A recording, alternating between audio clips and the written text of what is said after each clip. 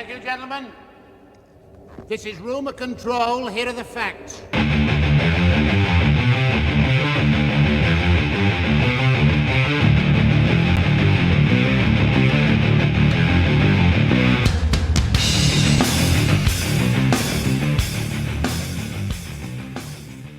Hey, y'all. Like that. Hey, how you doing? Hi, how you doing? I got to channel my inner Pat Campbell for you guys today.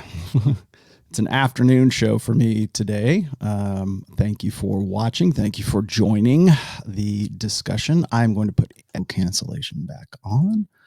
There we go. I have not done a show in, almost a full week now. It's kind of strange to be back in the saddle again.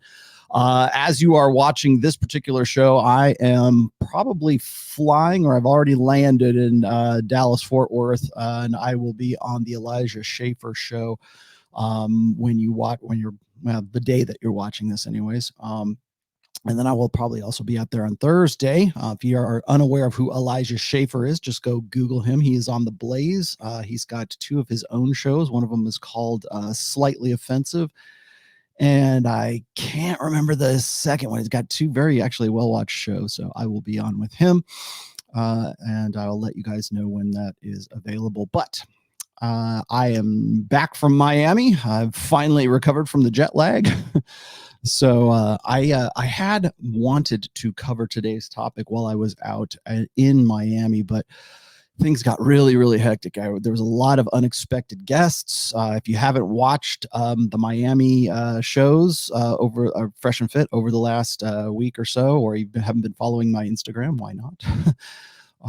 I was on with I met both Tristan and Andrew Tate. I was on with Andrew Tate for a full show with myself, Sterling Cooper, Justin Waller, and the boys. So do check that out. It is getting rave reviews. Some people are even saying it's one of the best shows they've ever done. So we've ever done. So have a look at that. But in the interim, it was a very busy week for me, and I was hoping to do this show that I'm going to do right now, today's topic, while I was there. And when I was there, I was sent and somebody hooked me up with a link to the latest. Well, it's not the latest now. It's not the latest, but at the time, it was the latest Stardusk. I guess episode. It's kind of hard to put a finger on what exactly Thinking Ape / Stardusk does. Stardusk, I think, has restarted his channel at least once, maybe twice since I've known him.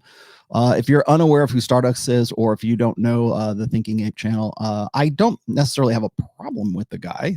He's very much a MGTOW. I think has become a little bit more blackpill over the recent years. But is, I will be as diplomatic as I can here. I think he is a very intelligent guy.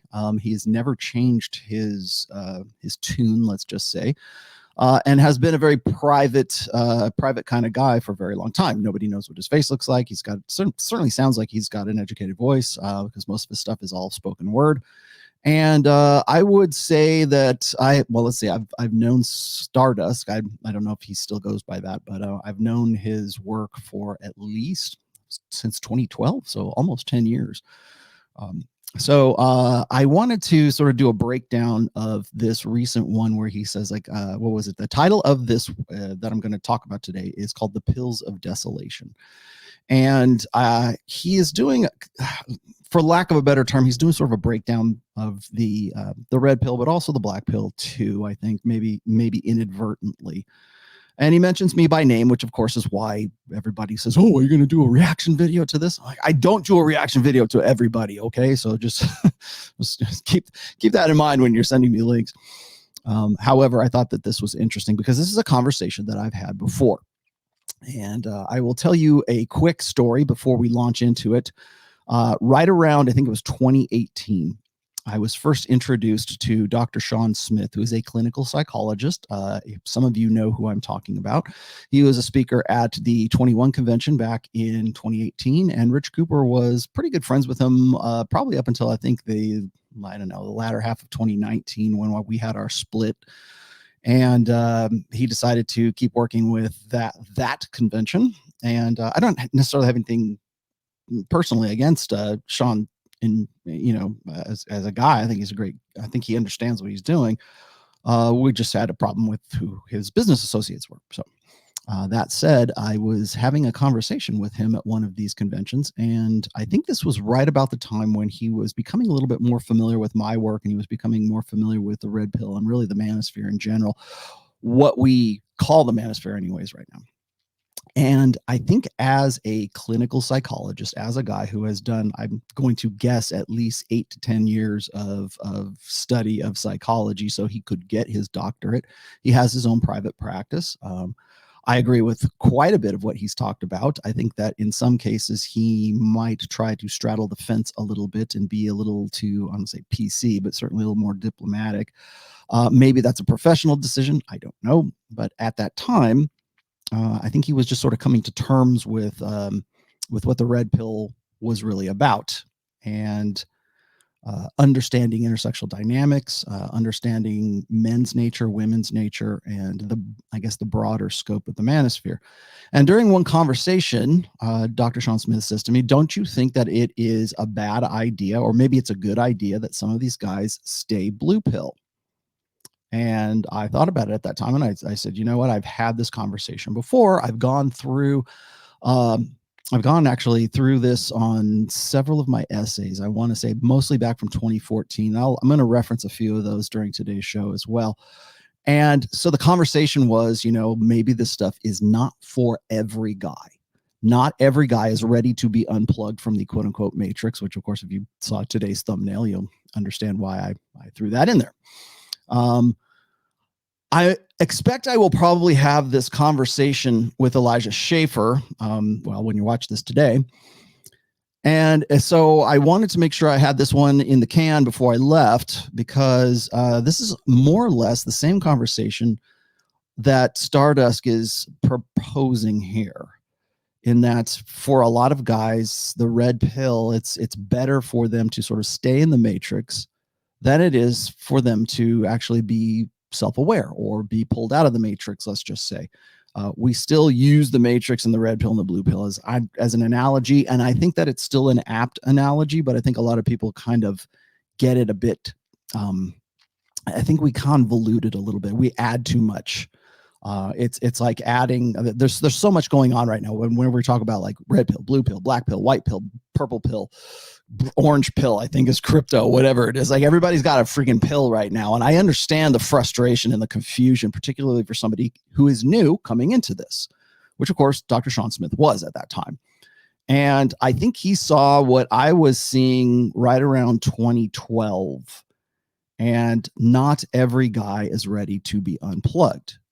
And I'm going to talk about that a little bit halfway through here. I want to let sort of Stardusk sort of tell the story here. But this was a conversation, like I said, I had with Dr. Sean Smith. And his point was that there are a lot of guys for whom being red pill aware might be pretty dangerous. It might be something that makes them despondent and nihilistic. And of course, we're seeing this right now in the doomer communities and the black pill communities. And it's really this pervasive sense of nihilism as a result of this new awareness. And I alluded to this on a couple of the episodes or the shows that I did on Fresh and Fit. And now I think I want to give it a little bit more thought. So with that said, I'm going to let Thinking Ape / Stardusk take it from here. This video that I'm about to show you here is from his channel. I will give you the link in the description below if you want to watch it in its entirety, because I'm going to probably scrub through a portion of this because I don't need to go through everything. However, you can find it there, and it is called Pills of Desolation. So here we go.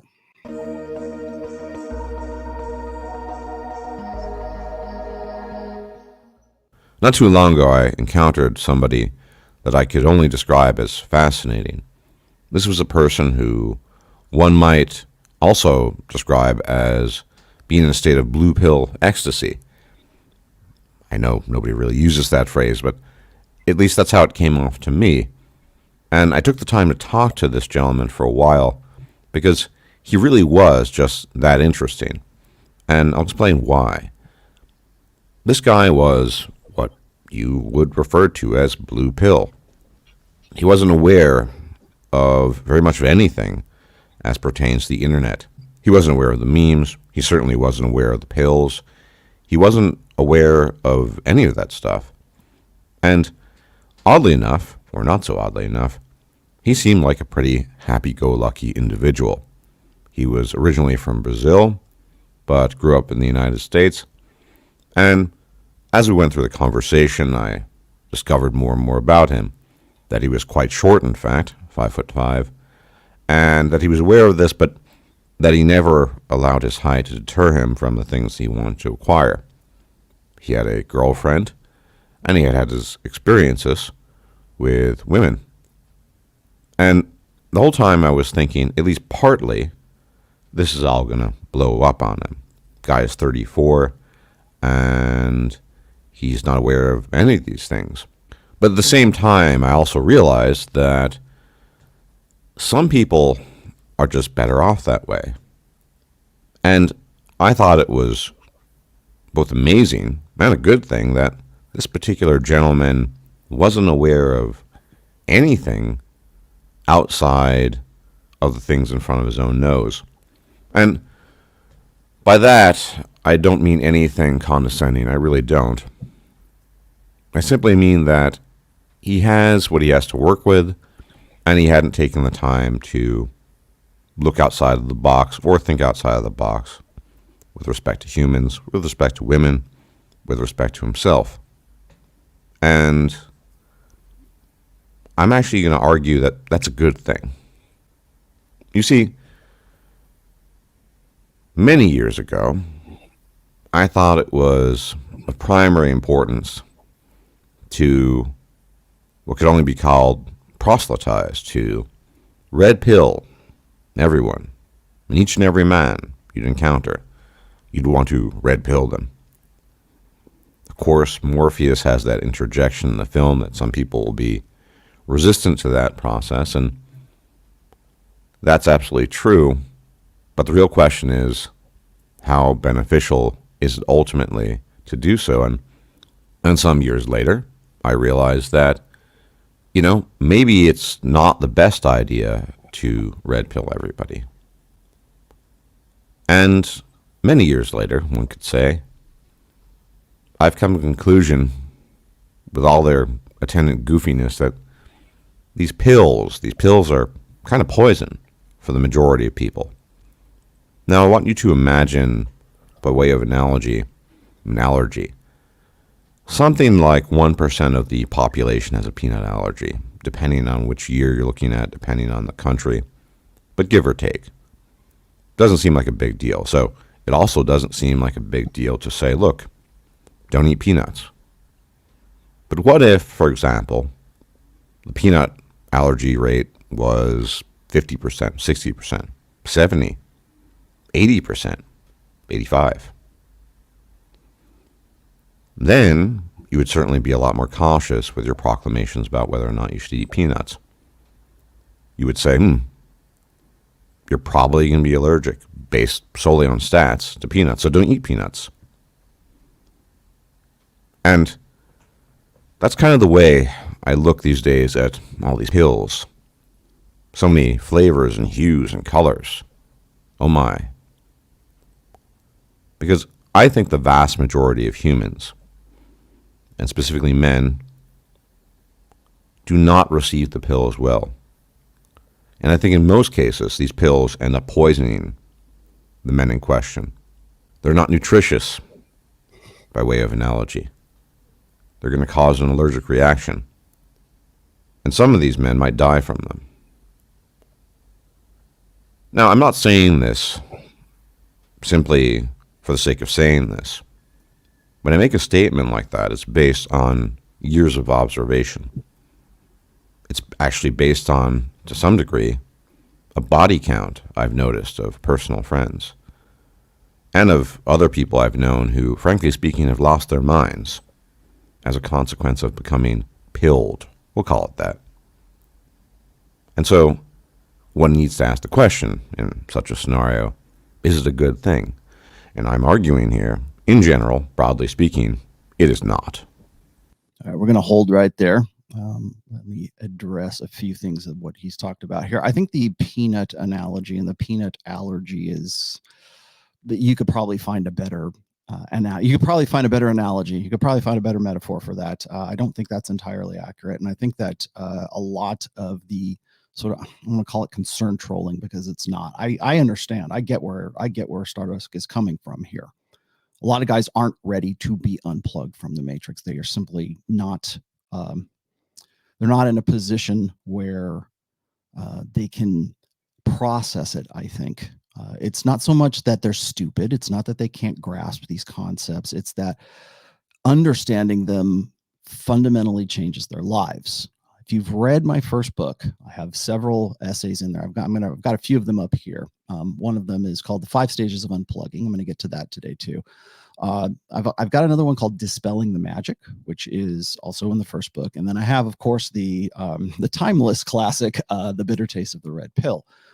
I tried my best, and still do to this day. Actually, pretty much most of my books, but I certainly tried my best in the first book to cover this potentiality, I guess. Understanding that handing this kind of stuff is like giving dynamite to children. That's another chapter from the first book. Children, was it Dream Girls and Children with Dynamite? And I lifted that quote from the inimitable Ross Jeffries of 90s pickup. I guess neurolinguistic programming is what was his specialty, but he was actually featured. I've met Ross on 1 or 2 occasions, I believe. And he coined that term. He said, giving this stuff to guys, or, handing this knowledge over he was referring to seduction arts at the time, to these guys, is like giving children dynamite, because they're not prepared to handle the awareness. They're not prepared to, what they'll do is they'll just blow themselves up. And I made the analogy in this case is that what most guys do is they want to use sort of red pill awareness and game savvy up to a point where they can get their dream girl, because they are still plugged into the matrix. They're still very much blue pill. They just see this as a means to an end. They try to take, seduction arts for sure, well, back then anyways, but certainly what we call game today, certainly what we call red pill awareness today. I feel like I'm confident in saying I'm certainly influential in that sphere, let's just say. And I see this happening, and that's why I put that in the very first book, because I was concerned that that guys were going to take this information and they were going to blow themselves up with it. Now, that was because guys were actively trying to find a way to solve their reproductive problem. And I mentioned this on several other books.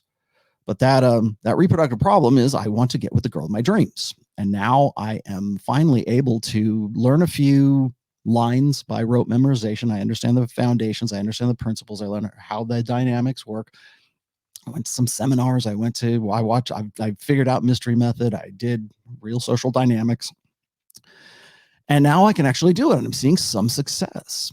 I'm not dating supermodels, but I'm seeing some success. But the problem is what they do is they use those skills and that awareness to facilitate blue pill ideals, to facilitate what they think is a valid goal, to use that red pill awareness and that game savvy, let's just say, to achieve the things I've always wanted, right? I want a girlfriend. I want sexual satisfaction. I want someone who loves me as much as I love her. That was always a good one.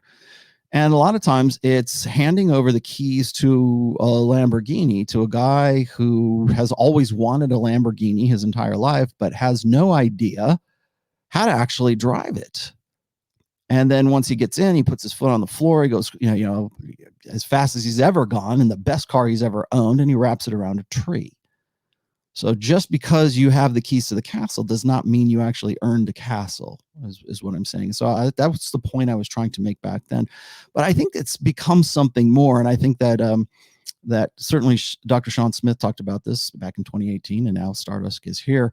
And I think he is sort of looking back on, at least as far as I know, maybe 10 years of watching all this stuff unfold and making the case that maybe ignorance is bliss. He starts out by talking about a friend of his that I guess he knew from Brazil, who was, sort of happy-go-lucky kind of guy, 5'5". So of course we got to throw in the height, prerequisite there.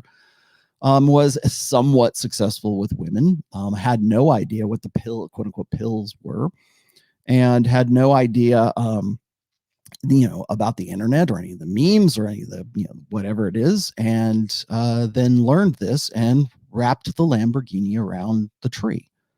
And it was not prepared for any of, the nihilism or the despondency or what I've termed as the abyss. And in the first book, I described this. I don't think I've ever even talked about this on any episode. I make the comparison of your old blue pill way of thinking. And again, these are analogies. These are abstract terms. I know some people think, oh, that's really lame. That's from a movie. Yeah, but it is an analogy that's still apt today, I think. Too many people think that red pill and blue pill means that, oh, well, what you believed was lies, and now this is the truth. Well, that's in like the bonehead way of elevator pitch bonehead way of understanding it. Yeah, but it's more than that, because you have to remember that the blue pill was conditioning. It's something that you've been conditioned for most of your life to believe that if you follow these rules, if you play by this rule book, if you do these things, you will live a somewhat happy, successful life, right? It's old order thinking, certainly 20th century thinking, maybe even before that. You've heard me talk about the difference between old order versus new order thinking. And I'm going to delve into that a little bit today. But as far as old order thinking is concerned, that is primarily where the blue pill conditioning was and still is to this day, although things have certainly modified since then. But it's what in the Matrix movie, they call it this. It's the reality that's been pulled over your eyes. And it is a set of beliefs. I don't want to say ideologies so much, but it is a set of beliefs that we don't even really question. And it's almost like most people don't even really question where they came up with their belief set. They rarely question their epistemology, right? They don't know how they came to know the things, or why they came to know the things that they do, or what has sort of influenced their character, their decision making, their personality, their ego investments throughout their lives. I don't really question that, because it just seems like the sky is blue. It's something you just sort of take for granted. And that's what I mean by blue pill conditioning, until they get to a point where they are at a crisis time, a time of crisis, or they're in a trauma point at some point. And that's when they start to question things like, is this really the real thing? Now, fortunately and hopefully, you will come into a better understanding of what red pill awareness is at that time, rather than destroying yourself, rather than offing yourself. And I think that's where the concern comes from Stardusk here. There is some people are simply not ready for that. And I have mentioned this before. I will say this once again. The older a person gets, the more difficult it is for that person to really accept a red pill awareness. And they make several allusions allude to this in the Matrix, where Morpheus is apologizing to Neo at one point. I think it's right after they unplugged him, and he barfs on the deck of the Nebuchadnezzar, right? And he says, I owe you an apology. We don't usually unplug people from the Matrix after a certain age. The mind has difficulty letting go. And but he did it out of necessity, right? I thought that was an interesting sort of take. There's a lot of really analogs to real life in that sense, because I have found through my own experience that the older the guys that I work with, the oldest right now being, like, say, Robert Kiyosaki, who's 74. And I've worked with guys in their late 60s and early 70s, and they become aware of my work, and maybe they go through gray divorce or something, and they have trouble letting go of the fact that they are the product at 65, 70 years old of the decisions they made as a result of their blue pill conditioning from way back, in some cases, maybe back in the 60s or the 70s, if they're boomers. And that's a really tough place. They're not ready for. Most guys aren't. And to like somebody like, say, Robert Kiyosaki, and had a few other guys, to those guys' credit, they handled it very well, because they see the abyss of all that stuff that they had to go through to the point of where they're aware now, and they've crossed over that and they see themselves in a new light, right? A new paradigm. And a lot of guys can't do that. And I have a really tough time talking to guys who are between the ages of, say, like 45 and 55 right now, because that's the prime demographic for men who commit suicide. And they do so between, 3.5 to 5 times as often as women do. And I think that there's a reason for that. And hopefully I'll be able to get into that with Elijah Schaefer tomorrow, the next day. I kind of have to mellow out a little bit. I have to really parse my words when I talk about suicide, because it's something that I have had experienced personally. And it's it's hard to talk about because there's a lot of emotions involved in it, and a lot of people want to say, well, it's it's blame or it's judgmental or whatever, just to analyze it and pick it apart. But I think that the reason a lot of guys who get zeroed out kill themselves is because they cannot make that transition across that abyss. They can't see themselves in a red pill paradigm. They don't see the benefit. They don't see the opportunities. They don't see any kind of like upside. And all they see is downside, because they have to rebuild themselves at a later time in their lives. And that's really tough for guys. So I'll get to that a little bit later on. But I think that when Stardust talks about, these pills are poison to these guys. Well, is it poison, or is it simply education? Is it simply awareness? And this was the answer that I gave to Dr. Sean Smith as well. So I'll repeat myself here again. This is something that Ryan Stone, I thank you, Ryan Stone, for giving me this quote, but would you rather be happy or would you rather be right? And I think that when we move further into the 21st century, that question right there is going to make or break society as a whole. And I know that's a bold statement, but that's really where we're at right now. And it's not just about intersexual dynamics, although that's really pressing and it's sexy and it's salacious and it's something we're concerned with because we like sex and we can market sex and we like women and we want to get with women and we try to find the best, most empirical, way to go from point A to point B. But along the way, while we're learning that, we learned some pretty heavy facts that really screw with our old order investments. And I think that that's really the long and the short of the whole thing here is people aren't ready for the red pill. They're not. And I would argue the same thing. I've said this. If you've followed my Twitter or you follow my Instagram, you probably heard me quote this several times, is that the unplugging guys from the Matrix is dirty work. Nobody is very appreciative of it. I mean, unless maybe later on they are, but when you're first trying to unplug a guy, that's why I don't actively try to unplug guys. I'm really hesitant to call red pill a verb, as you know. It's not red pilling. I don't think it should be it's certainly a status. I don't know if it should be a verb. Maybe it's a noun. The red pill to me is a praxeology. And it's a way of learning about intersexual dynamics and learning about human nature, but it is not a verb to me, because I don't actively try to unplug anyone from the Matrix. And I mean that in the most sincerest way. Like, people say, well, you wrote books about this. Yeah, I did. But you have to remember, I wrote those books, and I still write all my books really with the intent of having an obligation to objective truth. And that is something that a lot of people aren't ready for. I will read some parts from The Bitter Taste of the Red Pill, which I wrote back in 2011, which refer to this as well. But at the end of the day, at the end of the show, at the crux of this whole thing is one question: would you rather be happy or would you rather be right? Is ignorance bliss? Now, ideally, we would rather be happy and right, but we're rapidly seeing that a lot of guys get very despondent, very nihilistic. Maybe it is a poison pill in some ways. It doesn't mean that the pill isn't right. It just means that it doesn't make you happy.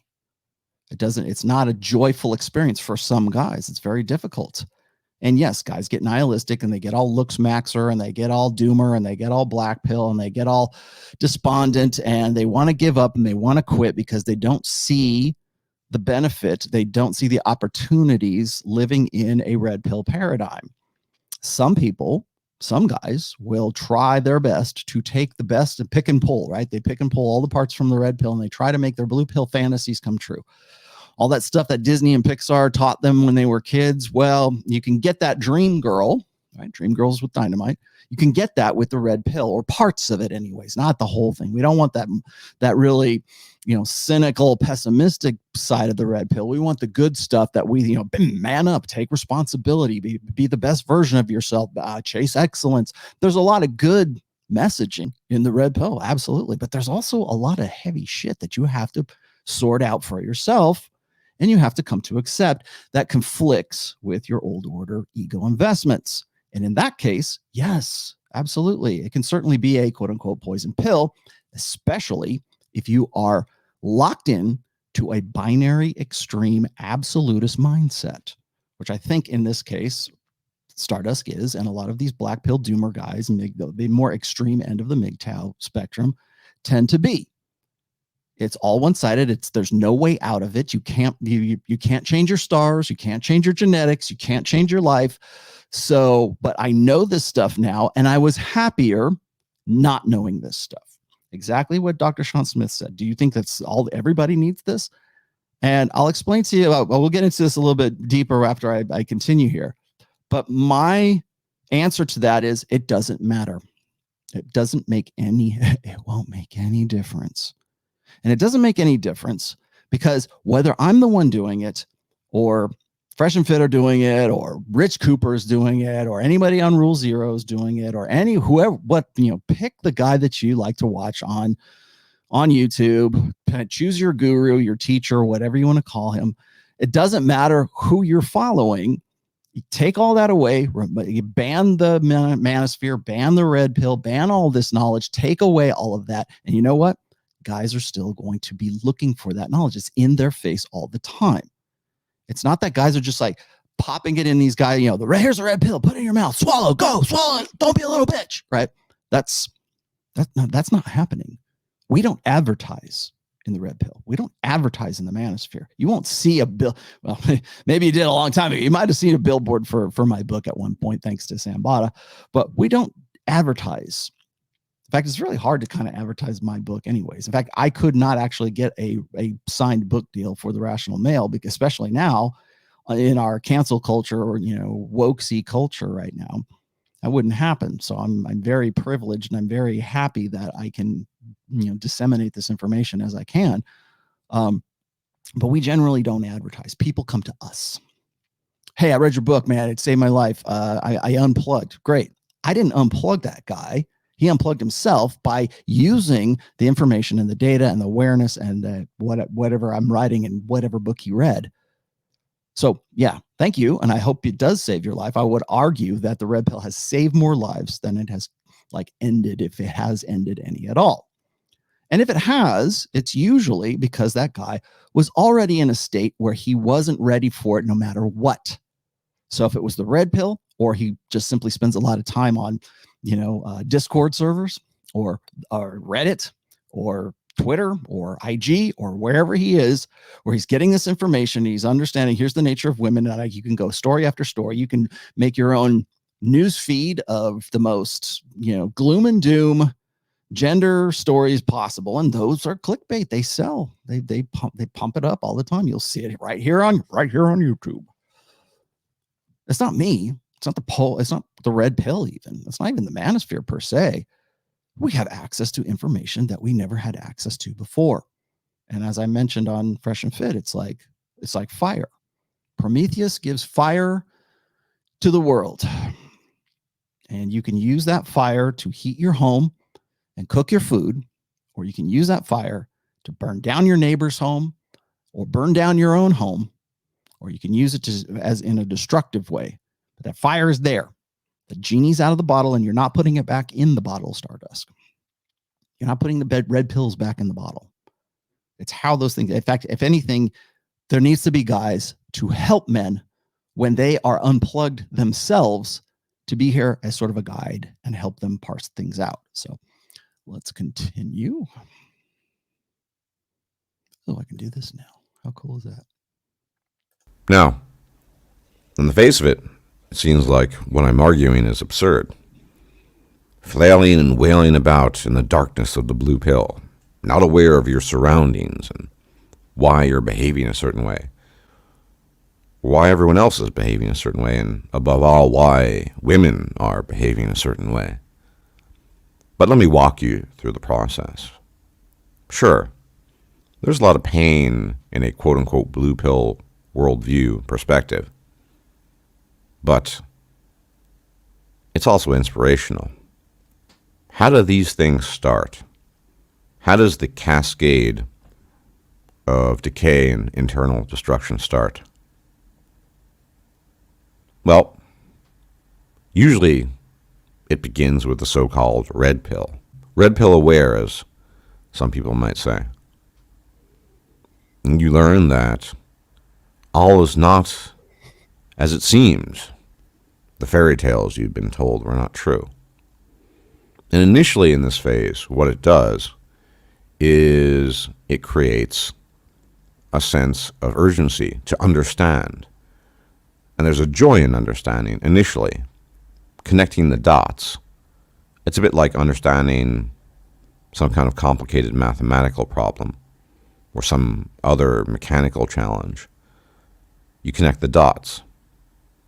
You begin to understand why women are a certain way, why they behave a certain way, why you behave a certain way. But it doesn't stop there, because you need to continue to connect the dots. And so it goes from a red pill understanding to a further understanding of all the bits and pieces, the cogs and the wheels of the society that you dwell in. And it doesn't stop there. It keeps on going. Eventually, whether it's accurate or not, rabbit hole, you might think that you've understood it all. And guess what? All that understanding has given way to what some might call the black pill. Yes, what I'm saying is the quote-unquote red pill is normally a pipeline to the so-called black pill. A lot of people out there mistakenly believe that the so-called black pill is simply a matter for quote-unquote incels and losers and what have you. But I've seen countless examples of the opposite. I had a friend, I'd like to think a good friend, whose journey followed this trajectory very much. Now, this was a good-looking guy, pretty smart, had a lot of things going for him. Originally, he had a sense of faith, a professed Catholic, but his belief in his religion wore off in time. He lost his faith in Catholicism and God. And then he discovered the red pill, which was further substantiated by real-life experiences that he had had, which is often the case, let's be honest. And then... All right, let me just interject one thing here. This is not uncommon. In fact, one of the things I was writing about in my fourth book, Religion, was a lot of guys, when they go through, like religious guys who are convicted to their faith, whatever it is, Catholicism, whatever, will go through a point of, I won't say existential crisis, but they will go through a point of crisis when they break up with a girlfriend that they thought God had ordained for them. That this is it. This is the one for me. She's my soulmate that God has delivered to my front door. And once that separation happens, or once maybe it happened, maybe they got together and then it didn't work out and she breaks up with him and she didn't turn out to be the one. She's not preordained from the Lord, or whatever your belief set is, right? And so they go through this again. That's a point of trauma, and that, as I mentioned this in book 4 as well, is that when you mix the blue pill conditioning with religion, it's not just a crisis of re-understanding, like say old order thinking about women versus new order thinking. It's also a crisis of your conviction, because you've attached that, the importance, let's say, of your solving your reproductive problem to whatever it is that you believe, whatever your convictions are of faith, whatever your articles of faith are. So now people, and of course people are going to say, well, that's not real faith, whatever. Okay, we can get into the no true Scotsman thing. But the fact of the matter is this, is that once that happens, guys, it shakes their faith. And then, as Stardust is saying, now this guy has found the red pill as a result of that. Yeah, probably because he was searching for answers he wasn't finding anywhere else. Certainly in the Catholic Church, but in a lot of different, I would argue most modern, mainstream religions right now, and not just Christianity. It becomes a crisis of faith, because people say, well, it won't happen to me. I won't be a statistic. I will, because I have faith in God. I have faith in Allah. I have faith in, Yahweh, whatever. I have faith, and therefore God is watching over me, and he'll protect me from all the bad things that could possibly happen for getting married in this horrible way of, that we do marriage right now. And it's not, it can't happen here. And I think that when it does happen here, that's when they have that crisis, not only of what they thought was supposed to be the rule book that their perfect soulmate was supposed to be playing by, but it's also the rule book that God was supposed to be playing by. And so now you have this crisis of conviction and of faith, and that's a hard place to be. And so, yeah, I can totally understand if a guy gets a little despondent and gets nihilistic about that at that time, and maybe falls away from his faith because he has conflated his faith with his understanding of intersexual dynamics. He discovered more and more about the world. The red pill became muddy. Eventually, it transitioned into a black pill. And I, at least partly, bore witness to this transformation. This particular gentleman, we can call him my former friend, simply because, well, he's probably not with us anymore. Or if he is, he won't be much longer. Are we prognosticating here? I realize it's for dramatic effect. I get it, but... And he started that journey. And bit by bit, all that understanding that he couldn't deny, the knowledge he had acquired that he couldn't deny, eventually led to his destruction. He tried to counter it. Every now and then there would be a spark of hope. Maybe I can do this. Maybe I can do that. But in the end, all reality did to him was crush him, destroyed his hopes and dreams, until there was nothing left but an empty husk of a former human being. Now, I think that tale is illustrative and not necessarily representative of everyone, because it's obvious that we're all individuals and that we all react differently to different scenarios and situations and information presented to us. I've known other individuals, for example, who didn't go down that route, but noticeably their characters had worsened, that they became very unpleasant people as a result of this pilling process. I'm going to interject here while we're on gloom and doom. I can also point to at least 1,000 guys in a let's see, what's it called, the safety net essay that I posted, back in 2017, of guys who canceled their plans for suicide. I can read you the notes that these guys, handwritten notes these guys tell me, even from their wives. I can point you to guys who have come out to events that I have been participating in just so they could shake my hand and say, hey, you saved my life. I've had mothers of sons come up to me and say, if it wasn't for your book, my 2 boys would be dead.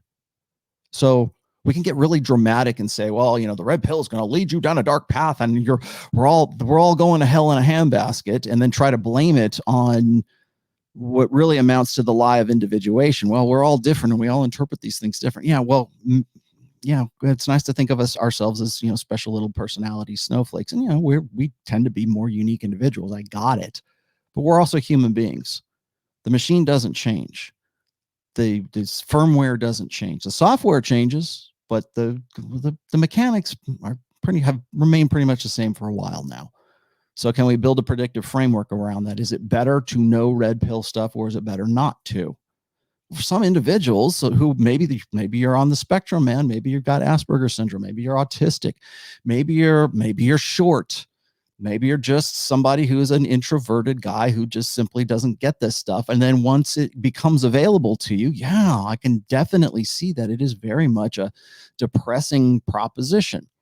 I'm going to read to you from an essay that I wrote. Let's see. I think this is in the very first book. So if you haven't got the Rational Male published in 2013, the very first book, this is from that book. I'm going to pull him out real quick so I can share this with you. And some of this is kind of, tongue in cheek, but the principle is I think valid. So throw this up there. This is the 5 stages of unplugging. Now, people have asked me about this on several occasions because I think I've made mention of this certainly on here more than once. Can we read that? I guess hopefully you can see this. There we go.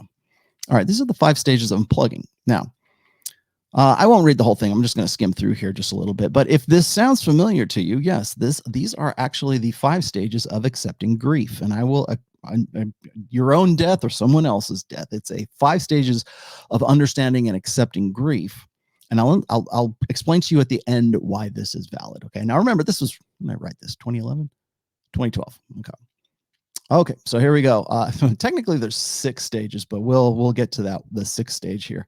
The first stage is denial. And that is usually where people go through. They say, they're still plugged in. These guys are a bunch of clowns. There's no way this works on women. Women aren't stupid. What a bunch of misogynists. This is when people, when they first come into contact with the red pill, that's usually what the response is. And so I think probably people who have had to deal with like a friend or a family member or whatever, they read the Rational Male, they become red pill aware, and they want to become a red pill evangelists. And this is usually what they run into. You want to know why I don't try to unplug guys? I wait for people to come to me. This is primarily it, because you'll run into this sort of roadblock, this brick wall of denialism. This would never work, right? That's where you'll get like guys will say, "There's no such thing as an alpha male. This is all misogynist," and they're still kind of like, they can't argue against it. They have women have a really tough time with this as well, as you might guess. Denial is part of that. When you present factual data that is readily available as a result of our information age, and you make those cases and they don't have a counterpoint to it, especially when you're speaking the language of reason, you're saying, well, here's the data. What do you think of the data? I know it conflicts with your blue pill conditioning and your belief set as a result, but what do you think? Well, who hurt you? That's when you'll get the denialism. So that's the first stage, is denial. The second stage is anger. And this is the one that I am thrown at me more than any of the rest of these. Okay. So when I get people telling me, well, the ROLLO guy, he's right. He's true. Like, it's truthful, but it's truthful anger. Don't read too much into it. Don't get too hung up on it, because you'll turn into a nihilist. You'll turn into one of those black pill guys. You'll get angry. You'll get angry at women. And really, again, anger is something I've covered lots and lots. I've even done full episodes on it on this channel. But anger at this stage is not so much anger at women. It is anger at themselves, at men's selves, because they have believed what they believe for so long. So anger. Post red pill, they'll say something like this. This is ridiculous. Why should I have to jump through all of these hoops for women? I just want to be myself. Why couldn't I have been a natural alpha? Registered trademark. I blame my parents, siblings, teachers, God, liberals, feminists, media, society, maybe, and I put George Sidoni and Anders Breivik. I guess you could probably add a few more, like Nicholas Cruz and maybe Elliot Rodgers. This was written prior to that. James Holmes. Maybe they weren't so crazy after all. Maybe they knew something. Maybe they were justified in whatever the hell it was that they were doing, because I can't believe this is really what's going on. And it's not so much anger, again, like I said, at women. It's anger at themselves for having believed what they have for so long, building a life. And as I said before, it's much more difficult to get guys to unplug at a later age in life than it is to get them to unplug when they are much younger. Right? which honestly, I think I'm beginning to think that maybe that's the appeal to, like, say, the latter half of the millennials and maybe the Generation Z right now. So that's the anger phase. Number 3 is the bargaining phase. Once they've become unplugged. Well, maybe it does. Maybe it does. The red pill does have some good points, but forget the hot girls. They're way out of my league. I'll give it a try if it can help me get around the bases with a plain Jane. Do I have to wear the fuzzy hat and the black nail polish? So there's kind of like this, half measure. This is where the bargaining, by the way, is where the purple pill comes in. So it's like, well, this stuff is right. There's some good points, but maybe I can use this to get that girl who I couldn't get back in high school who blew me out at the homecoming dance, right? Maybe I can use this to get the girl that my dream girl, the girl that I think would be best for me. Or maybe even not just those, jet screaming hootie queens I see on Fresh and Fit. I want a nice girl from, the countryside in, a flyover state somewhere, and I'll just get with a plain Jane. So there's kind of like this, maybe I can use some of this to get what I want or to solve my reproductive problem. Maybe it's a better way than what I was thinking before, which was my old order way of thinking. Now, number 4, this is where Stardusk comes in here. Depression, the bitter taste of the red pill. And I'll read that essay to you as well. Wow, women really respond to this puffed up act. And guys spend big bucks on it and wind up with more ass than a toilet seat. And I just joined up for this. The world is sad, and so am I. And what the reason why that's sort of the analysis, I guess, of the depression phase is because guys don't want to believe that they're actually in the state that they're actually in. When I present, and well, not even just me, when anyone in the red pill presents the data that shows that women tend to reject or tend to think of most men, like 80%, the 80% of beta men, as being below average in looks, below average, like unacceptable for long-term mating prospects, economically unattractive, whatever, physically unattractive, 80% at least. And again, I understand a lot of guys are going to say, oh no, it's more like 90. Whatever, the vast majority are selected out. And that can get very depressing. And I think that this is right here, the depression side, where at number 4, the depression state, that's where the abyss is. That's where you have to cross over from this into acceptance later on and making the most of it. So that depression, that nihilism, that despondency is usually, I can't believe this is really the way things are. This is nothing like Disney and Pixar taught me. This is nothing like my church taught me about women. This is nothing like my father, my absentee father, or my, Homer Simpson, goofus father taught me, or maybe didn't teach me anything about women. I can't believe this is actually the way things are. I can't believe those girls on Fresh and Fit think that. I can't believe these girls on Instagram think what they do.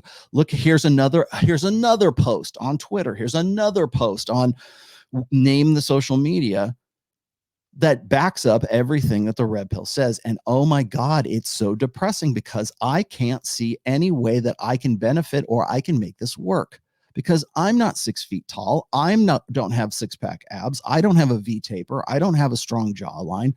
I'm average, and average women don't want average men. And that's a really depressing state. That's hard to get around.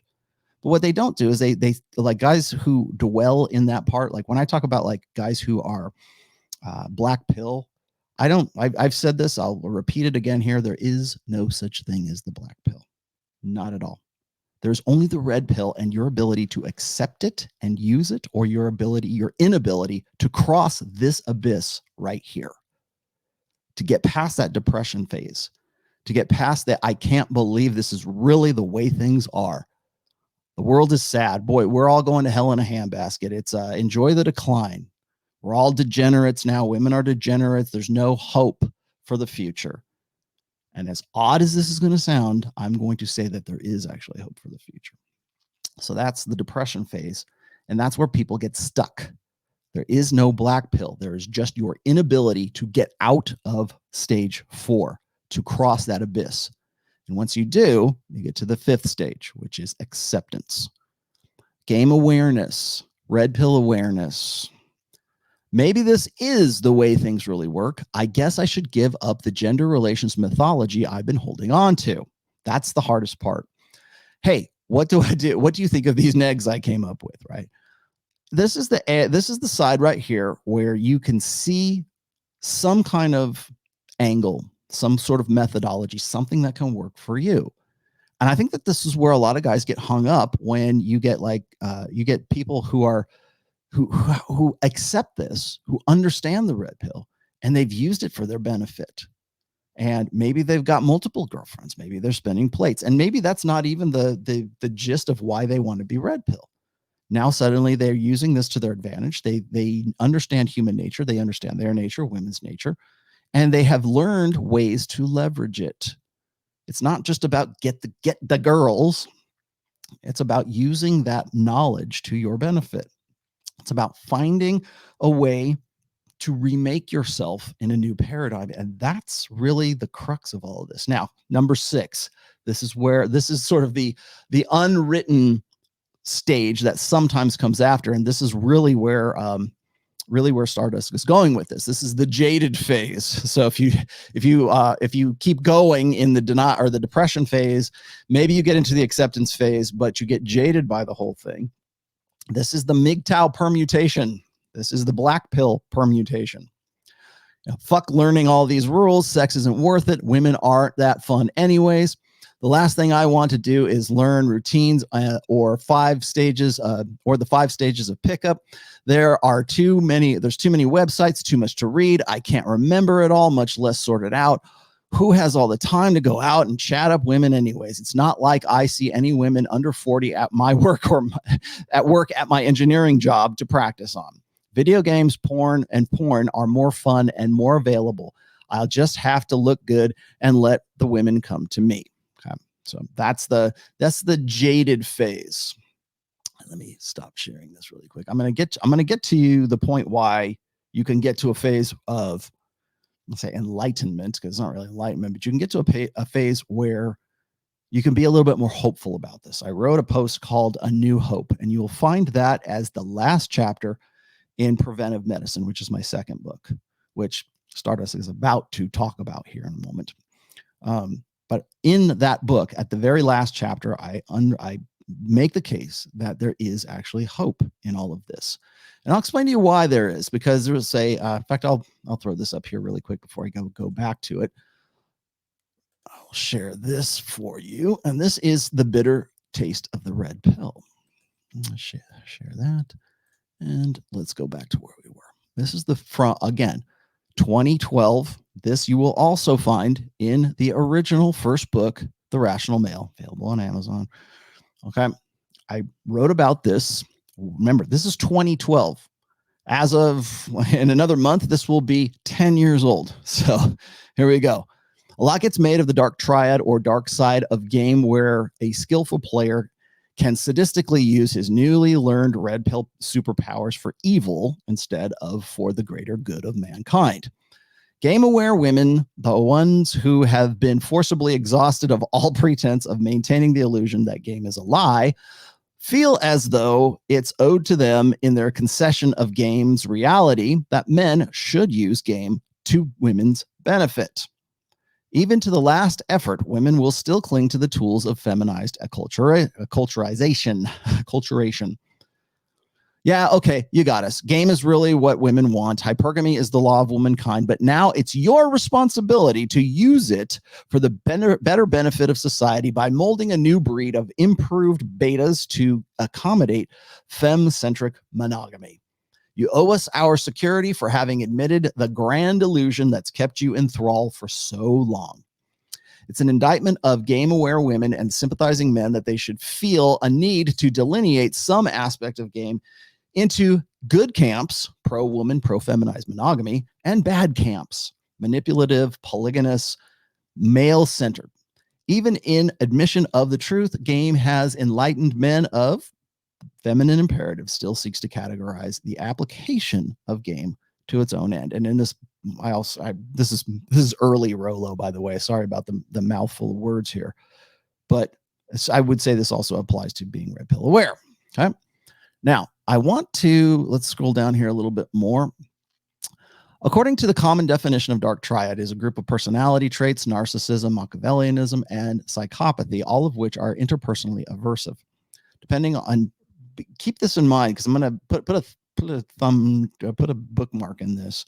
So I'm going to come back to this in the next show when I do my Sunday show. I'm going to talk about David Buss's latest interview and his latest book, and this is going to be very important for that. Machiavellianism and psychopathy, which are okay, depending on the context, that may be a convenient assessment of sociopathic personality, but it's hardly an accurate assessment of game on whole. Okay. In its desperation to become to terms with a more widespread acceptance of game, the feminine imperative had to make some efforts to dissuade the common man, C beta, from embracing the means to release him from the feminine matrix. That's where we're at right now. And I wanted to throw that in there. And then last but not least, okay, the bitter taste of the red pill. And I'm not going to read the whole damn thing, but here we go. The truth will set you free, but it doesn't make the truth hurt any less, nor does it make the truth any prettier, and it doesn't absolve you of the responsibilities that truth requires from you. When you become red pill aware, you are exposed to a truth that is not always pretty. It is not always helpful. It is not going to, hurt any less in some ways, depending on who you are and how you interpret it. But it is what it is, and it will set you free. What you do with that freedom is kind of up to you. All right. One of the biggest obstacles guys face in unplugging is accepting the hard truths that game red pill forces upon them. Among these is bearing the burden of realizing what you've been conditioned to believe for so long were actually comfortable ideals, and loving expectations are really liabilities. Call them lies if you want, but there's a certain hopeless nihilism that accompanies categorizing what really amounts to a system that you are now cut away from. That's the salient point of this entire paragraph here. There is a certain hopeless nihilism that accompanies categorizing what really amounts to a system that you are now cut away from. And that's what Stardusk is getting at here. You're cut away from that comforting cocoon, that nice protein sack that you were sitting in, like in the Matrix, right? With all the wires and pipes plugged into you. I was very comfortable. That escapism was very comfortable. It kept you happy, kept you dumb. You're 5'5". Oh my gosh, it's almost like Adam and Eve in the Garden of Eden, right? They became aware. I'm referencing this right now because this is exactly what I talked about in book 4. I'll come back to that. Let me finish. It's not that you're hopeless. It's that you lack the insight at this point to see that you can create hope in a new system. A new system, one in which you have more direct control over because you now have more accurate information. You can see the truth. What are you going to do with it? What are you going to build with it? How are you going to be different as a result? There are no dark arts. This is simply one of the desperate efforts of the feminine imperative to drag you back into the matrix. There is only game and the degree to which you accept it and you are comfortable in using it. In the context that you define. If that context is under the auspices of a mutually beneficial, mutually loving, mutually respecting long-term relationship of your choosing, know that its fundaments of game that are the root of its success or its failure now. So you don't get an out anymore. Let me kill that out of there. All right. So those are the two that I don't think I have ever read The Bitter Taste of the Red Pill on this show. Let's put that out. Let's put this out. I got this. And then I also have another, I'm not going to read it to you, but I have another essay that is also in that book as well. It's called Dispelling the Magic. And I have to make note of it here because I also make note of it in book 4. Now, book 4, of course, is about religion, but I also lead up to it by, in the introduction and the foreword, and as I'm coming into sort of the guts of the book, I have to preface it by making everyone aware that we are now in a data age that is unprecedented in human history. We have more access to more information, for better or worse. Sometimes it's worse, sometimes it's better. If you want to learn how to hang drywall, you can go on YouTube and learn how to do that. You don't have to take a college class. You can probably figure it out. There's a lot of things. You want car maintenance? You want to learn how to tie a necktie or bow tie? There's probably a lot of things that you can learn online that you could never have access to before. You had to find somebody who knew how to do it and ask them. Now you don't have to do that anymore. That's great. That's awesome. But that information is also Prometheus's fire. Can burn down your house, or you can heat it up and heat your food with it. What are you going to do with it? The red pill is no different than that. So we don't get depressed over the fact that we can now learn how to hang drywall, but we will get depressed when we say, oh my God, I just realized I'm 5'5". Adam and Eve found out that they were naked once they ate the apple from what?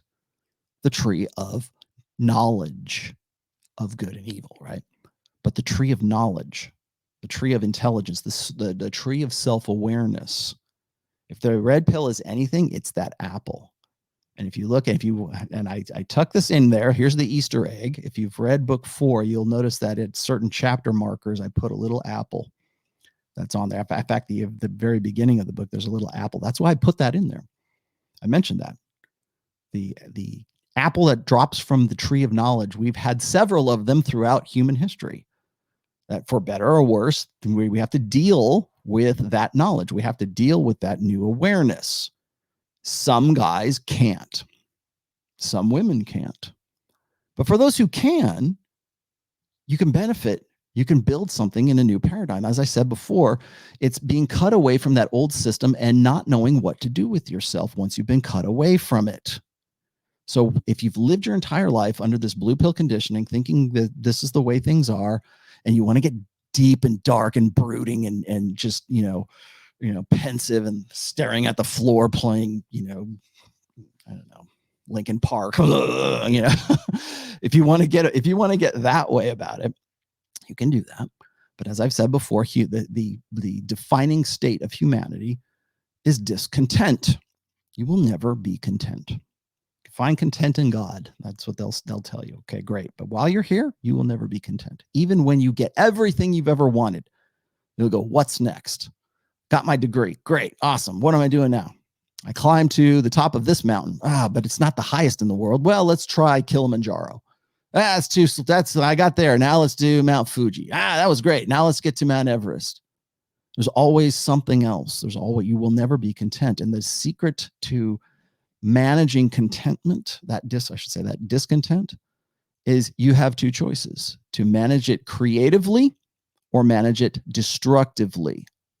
If the red pill turns into the black pill for you, congratulations, you've just decided that you're going, congratulations, but you've just decided to use that knowledge destructively, personally destructively. So how are you going to use that? And that's where I'm going to lock horns with anyone, Stardusk or otherwise. What are you going to build with this?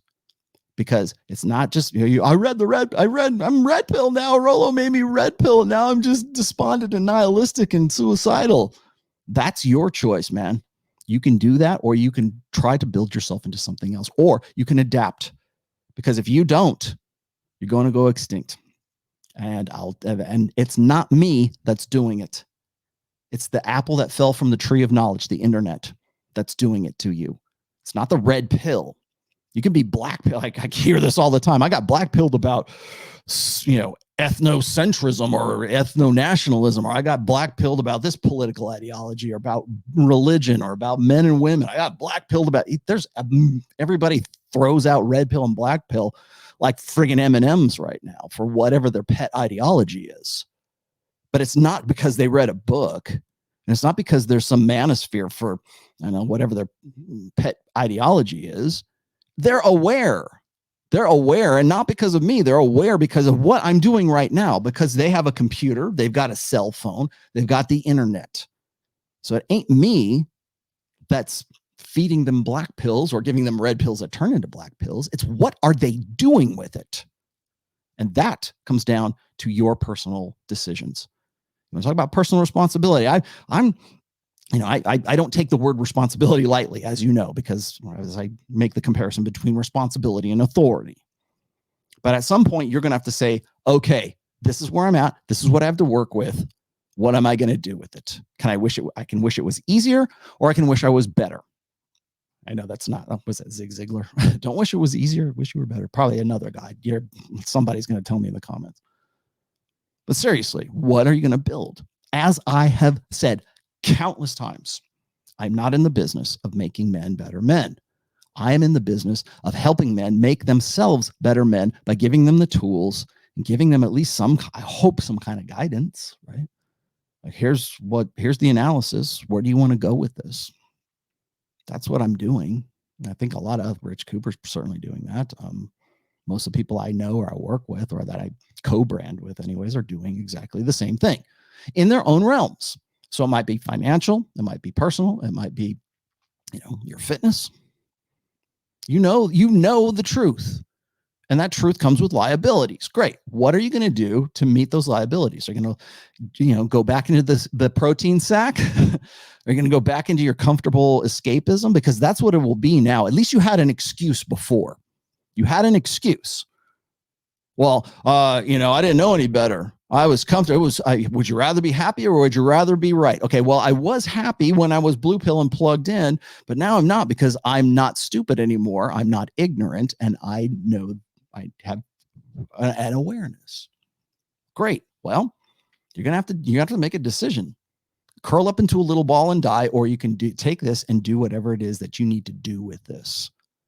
The genie is out of the bottle. Keep going. You see, human beings need hopes and dreams and desires. I agree. And when you scrape away the layers of these hopes and dreams, as effete and ethereal and immaterial as they might be, oftentimes there's not a whole lot left. Everything becomes clinical. Everything becomes a question of cogs and wheels, bits that you fit here and there. For example, how many pet owners who love their pets, love their dogs and cats, think they're so cute? All right, so he's going to talk about how if you died in your apartment, your dog would probably eat your face or something like that. I'm gonna press on a little bit more because he kind of rambles a bit here. I need to push it up to where he's talking about this. I think where to go. Until the end of their days. And after all, isn't that what we're all in it for here? We've had this life thrust upon us. We didn't ask for it. And we are called to task by the gods to get from A to Z. Some people don't get to, quote-unquote, Z, the end of the line by, quote-unquote, natural causes, right? But we're called to task for that. We are required, in some sense, to do that. And obstacles towards that end are going to make things that much more difficult, which is not to say that there are no obstacles outside of that. Of course there are. But dissecting and deconstructing everything until this everything becomes a lifeless lump of meat is not going to inspire you. It's not going to improve your life. I've seen too many men go through this pilling process. And in virtually all cases, they end up in the so-called black pill phase, where everything dissipates. Their energy is sapped. They're not motivated. They don't really feel like doing very much of anything. Yes, it's called the depression phase of unplugging. They barely have a reason to live, and in many cases, they can't find one. That is an unfortunate consequence that applies to so many men who imbibe all of these silly, goofy pills. Now, of course, you have, quote-unquote, red-pilled men who never become black-pilled, but that's only because they, too, are partaking of a delusion. Let me give you a good example of this. You've all heard of ROLLO TOMASSI, famous former PUA writer. And let me give I've never been a PUA. him credit where it's due. The guy is articulate. He's not dumb. In fact, if I were to say there's anyone in the so-called red pill PUA / dating coach / whatever you want to call it community who is articulate, who's actually sometimes somewhat pleasant to listen to, it's Rollo Tomassi. And Rollo Tomassi uniquely in this community has brought up and referenced the fact that the dating scene has changed. Mm-hmm. It's not the same as it used to be. Mm-hmm. Old order thinking, he would call it. Right? New order thinking, old order thinking. The Petersons of the world, they belong to the old order thinking in terms of mating and dating. Yeah. But Rollo, to his credit, keeps his finger on the pulse of things. And he will say, yes, 80% of men are unattractive to women. Maybe more. 80-20 rule, right? Something we've heard countless times by now. This is not a unique statement, but it is at least rare and unusual in those circles. And so he acknowledges this. But his acolytes, his followers, would also have to acknowledge this, theoretically. But here's the paradox. Here's the contradiction, right? Of course, if only 20% of men are attractive to women, what happens to the 80%? And it begs the question, is this a fluid thing? Can this be overcome? Yeah. Yeah. Well, what happens to those 80-20? What happens to those 80%ers? Well, a few things happens. Today, mostly when you give up and roll up and curl into a little ball, or you go back into your protein sack, yeah, they go extinct. They don't adapt. But you know what men have done over the course of countless millennia, since we were running around in hunter-gatherer tribes on the sub-Saharan African plains? They were adapting. Yes, we've changed things up. The pill has changed things dramatically in humanity.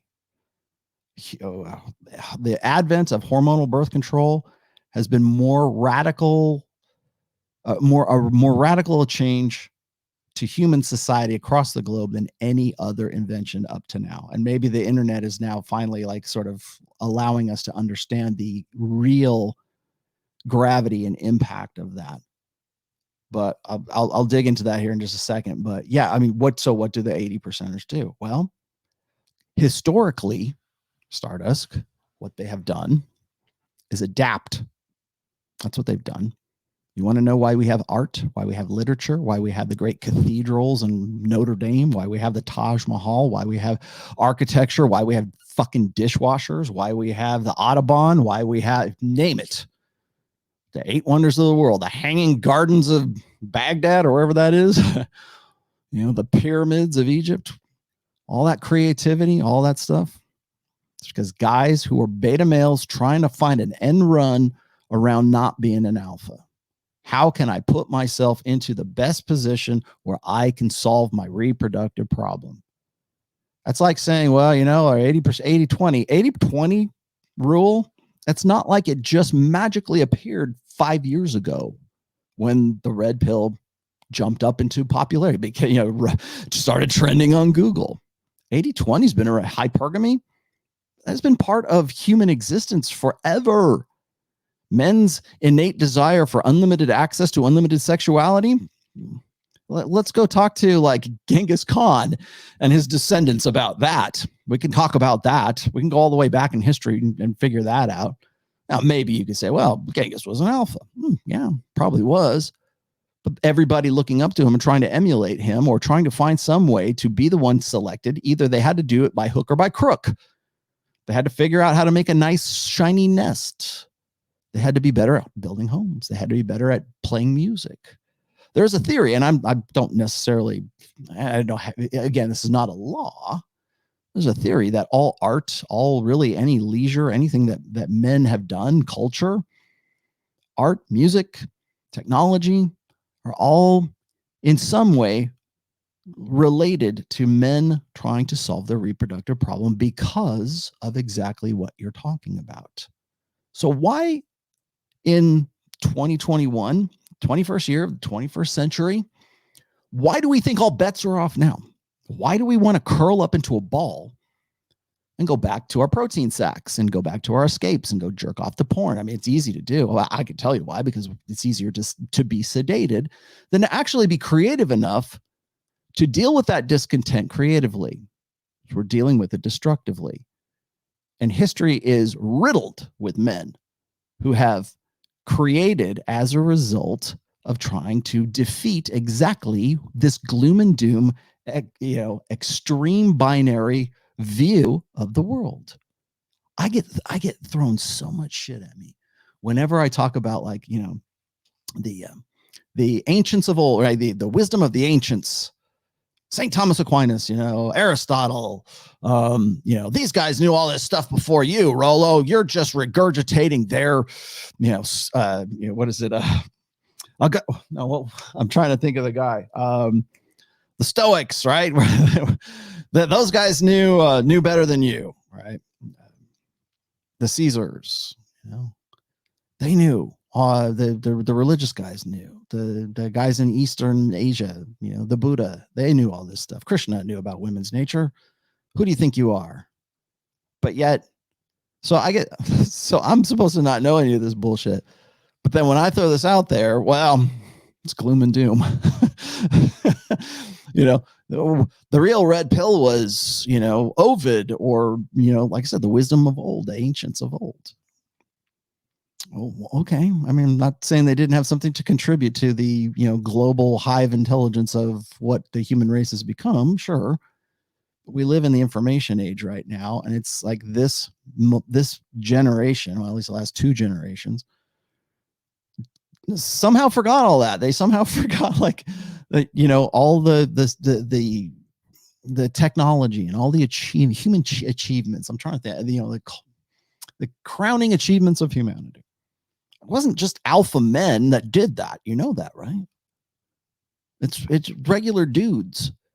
How long did it take to put, and I hate to say this, but how long did it take to, like, build Notre Dame? How long did it take to build, like, there was, I forget where I was reading this, but, like, you look at some of the old ancient, like, Gothic cathedrals that were built, most of those, the Medici started, was it the Duomo? I want to say that, or St. Peter's Cathedral, for which cathedral it was. But, in the 1400s, most of the people who worked on that, they died without ever seeing that come to fruition. They never saw the dome put on there. Hell, I don't even think forget the architect. He was a famous architect. He was one of the masters. Wasn't he? Worked with Botticelli. Putting the dome, they never saw that, Cosimo Medici, I don't believe he had, well, maybe it was his father, but certainly his father never saw the Duomo completed. And so we build and we grow, and I don't care what aspect of humanity it is. If everybody said, yeah, well, screw it, I guess I'm out of luck, I guess I'm going to curl up into a little ball and die, I'm never going to get laid. Oh, well, women like money, women like status, women like, I don't know, that physique. Women like this. There's the history of humanity. That's why I keep saying, the sex is more important than just, like, how do I get laid? I'm a pickup artist. That's way more. The red pill's way more than that. I can point to every technological advance, particularly in media, has been used to get off. Seriously, when we started learning, like, perspective, and we started painting, like Leonardo da Vinci starts painting, like, the Madonna with a boob hanging out. Yeah. Oh, look, it's the Madonna and child. Yeah, look, tits. Or even the Venus. Even without the arms. All right. That every advancement in art and in media. What was the first thing they did? Like, when they had photography, first photography was, well, let's take a picture of a train. Oh, and now let's put a sexy ass bitch beside that train. When we got video, when we finally got movies, I think the first movies were like seeing if a horse actually came off the ground when it was running, and then, oh, look, let's see if we can get Jim and Jane when they're banging, and we'll put stag films, right? We paint hot babes on the nose cones of bombers in World War II. And we got Hugh Hefner magazine, Penthouse, Hustler, Hardcore. Put it on film, put it in, dirty movie houses, dirty movie theaters, X-rated movie theaters in the 70s. And then you move it up to video, VHS or beta. I don't think a lot of people know this. I think read somewhere, maybe don't quote me on this, but I'm pretty sure that VHS actually won out over beta because VHS got standardized by the porn industry. And so then you got that, then you got like Spice Channel and Playboy Channel on cable TV. And I can remember a time when like a lot of the revenue generated by like the Marriott and the Hilton and the Hyatts of the world, they made all kinds of money because you could watch porn channels if you paid for the service as part of your hotel room or something. And that was a big deal. It was making a lot of money off of that. And then of course the internet came up, and what do we use it for now? For porn. So how do we solve our reproductive problem, either virtually or realistically? You can crawl up into a little ball and die, or you can do something about it. That's what I mean. Creative discontent versus destructive discontent. Because to this day, Rollo uses terminology such as alpha and beta, right? Which abstracts probably has its place from a very clinical perspective. But the question is, can somebody who is alpha drop down to beta? Absolutely. I've made that case several times. I think that's probably the easier case to make. In fact, very easy to go from being an alpha guy to a beta guy. As I've said before, you can quote me all the biology you want, but alpha is a mindset. It is not a demographic. Can you go from alpha to beta? Absolutely. Now he's going to say this. And perhaps even more important, can somebody who is beta advance to alpha? Well, these are interesting questions. I'm not sure if Rollo has a good answer to that. I believe. Actually, I do have a good answer for it. I answered it last Sunday with myself and Sterling, and actually, I think Justin Waller is a really good example of a guy who people say, well, he's 6'4", he could not be alpha. No, if you saw my interview with him, he was definitely didn't have the mindset that he has right now. You know, it's one thing to be tall and jacked and juicy as fuck and you know, be a guy who's got status and money. It's another thing to actually have an alpha mindset or a beta mindset. Jeff Bezos, great example. Talked about it a million times, right? He still wants to get with Dirty Sanchez. Even after all, $33 billion to Mackenzie Bezos and still a blue pill, still blue pill beta. That didn't make him alpha. So that's an easy example right there. Can you be alpha and go to beta? I think that's probably the easier transition, honestly. He would say yes. And why? Why would he say yes? Because that is his product. You see, logically. See, let me just hold your horses here, my friend. Oh, it's your product. Well, it is to an extent, certainly a product. Yes, my book is a product. It's an information product. So I get this all the time, and I'm sure I will get this. So just let me head you off at the pass here, guys. You can save yourself a comment with this. Rollo just goes on fresh and fit because he's making all kinds of money off of those guys. That's his product, right? I lose money when I go out there. Maybe, and I love my earn to death. Maybe I'll get a flight out there, but I'm paying for a lot of stuff out there. Do you think it costs? If I'm putting myself out there and I'm trying to do pre-shows on Instagram, or I'm going on jet skis somewhere, or doing all the optics stuff, or I bought a whole new outfit. I bought a sports coat. If you see the last video I did out there, I bought some clothes while I was out there, right? Pay for most of my, I think all of my stay at the Hyatt while I was there. I rarely make money off of my appearances. Let me just be very specific about that. So that's number one. Now it's nice to get, accolades and props. And I do it because it's in what we do right now, it's appear or disappear. I could very easily say, you know what? I'm closing this channel. Screw it. I'm just going to go write books. I could do that right now if I wanted to, but I like to have the engagement that I'm having with you right now. How much does it cost me? Let's see. I've been at this for almost an hour and a half right now. What could I have been doing in that hour and a half? Well, my product, apparently. So I think a lot of people get bent out of shape when they think that, well, you're selling a product. Yeah, I am. And I have been since 2013, really. If you think about it. People want merch. Do you guys want merch? Do you want me to give you a T-shirt that says the rash? I'm more working on one that is it's a mental point of origin. I think I might do that. I'm working on merch. I do that because people ask me for merch. I didn't want to do merch. I'm really good at it too. I do it for my band. I do it for other people. I do other people's book covers too. Is that my product? I don't do this because it's a product. In fact, I sorry to say, I know you didn't know this, but I resent the fact that anybody calls it a product to begin with. When I was working in the liquor industry, I bristled when salesmen would talk about the bottles that I spent a lot of time developing and the flavors of vodka or the Canadian whiskey, like the variations that I was working on, or Ron Abuelo rums, for Christ's sake. I mean, that was a top shelf. I hated it when they call it, we're selling X units of product.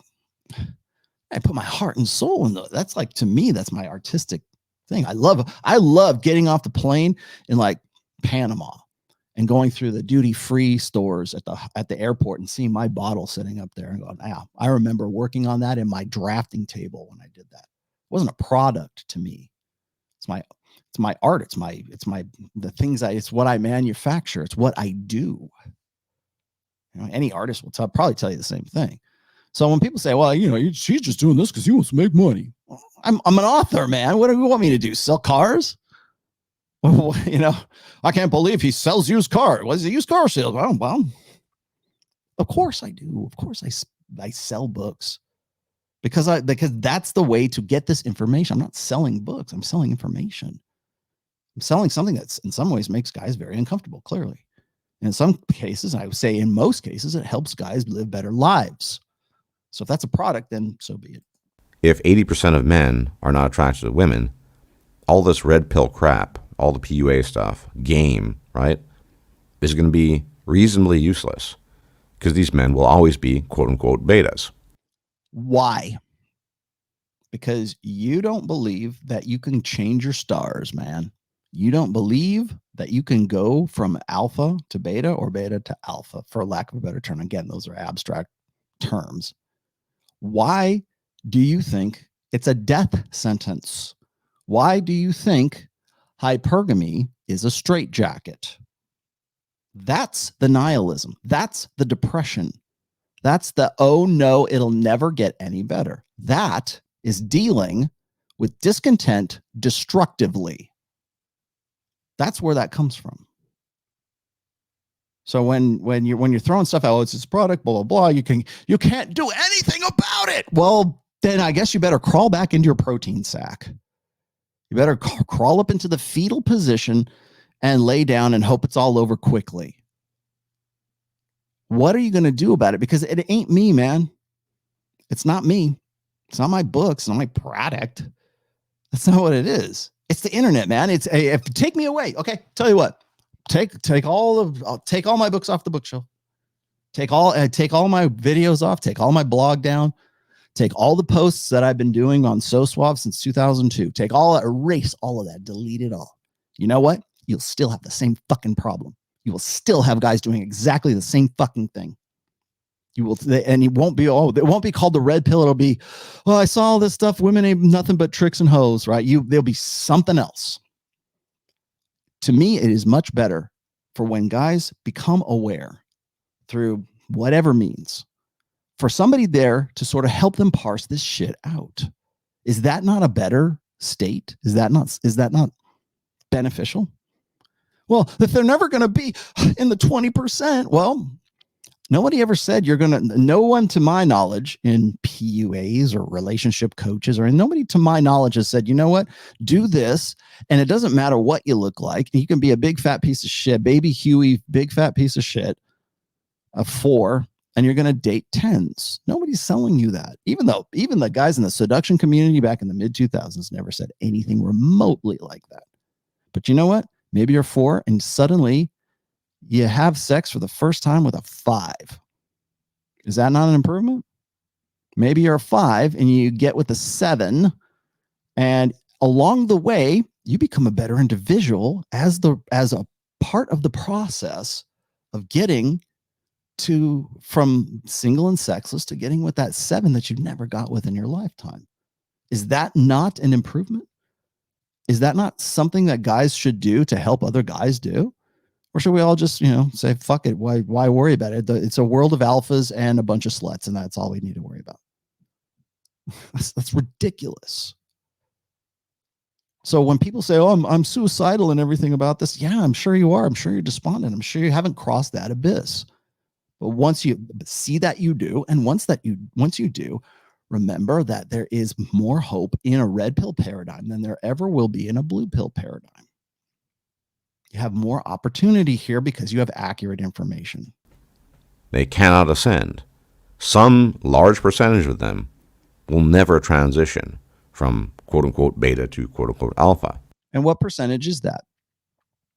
Because human culture, human art, humanity, the humanities disagrees with you. Because there's several guys in the MGTOW community that'll point out, brilliant geniuses like Nikolai Tesla. Right? Well, he was an incel. He didn't get married because he was smart. He was one of the early MGTOWs. No, he wasn't.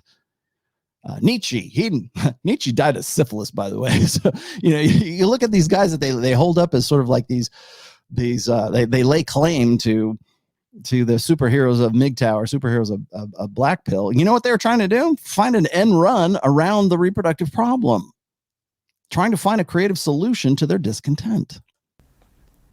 In fact, if these men are listening to Rollo Tomassi, they're probably not alphas.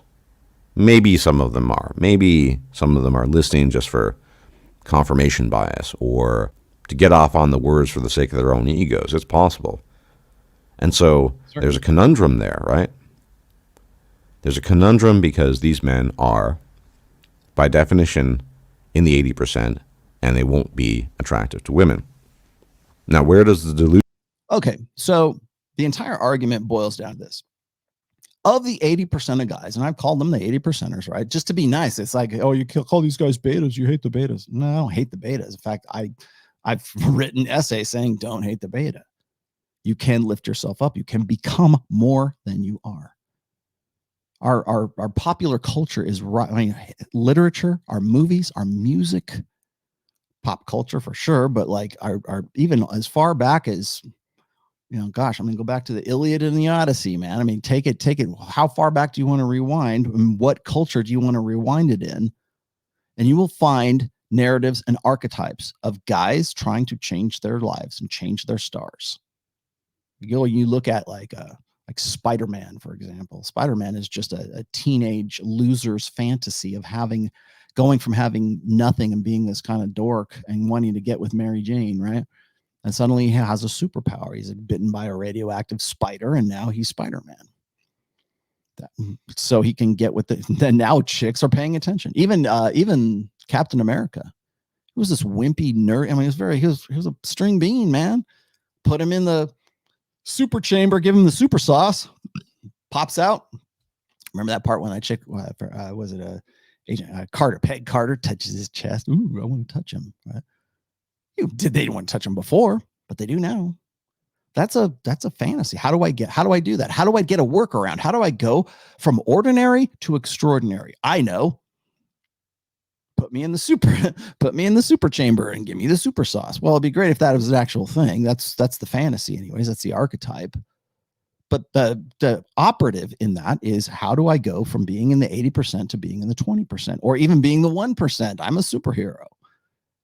How do I do that? And then still stay the guy that I am, right? With great power comes great responsibility. It's all it is. It's a male power fantasy. It's a beta male power fantasy to go from being, nerdy string bean kid who gets his ass kicked and bullied to being a guy who just, can kick ass and take names, and he's a good guy. And, it's not really his muscles that the chicks want. It's his good heart. Well, you write that story. And in so writing that story and making a wildly popular character, and I'm just using this as a more contemporary example here, there's plenty more, but using that as sort of the archetype, writing that in itself is a methodology to do an end run around the reproductive problem. I'm pretty sure Stan Lee, at the time that I presume it was Stan Lee writing those characters, building those characters up, probably had those fantasies. If you read any of if you're in any Stephen King stuff, he always has himself. He casts himself in a lot of the roles. Like you, was it Harold from The Stand? That's basically Stephen King as a kid. I mean, so like I think even that Harold guy, the Harold character in The Stand, got because he's this nerdy kid who's actually a writer, and then he like kept putting out manuscript after manuscript and getting rejected over and over and over again until he didn't.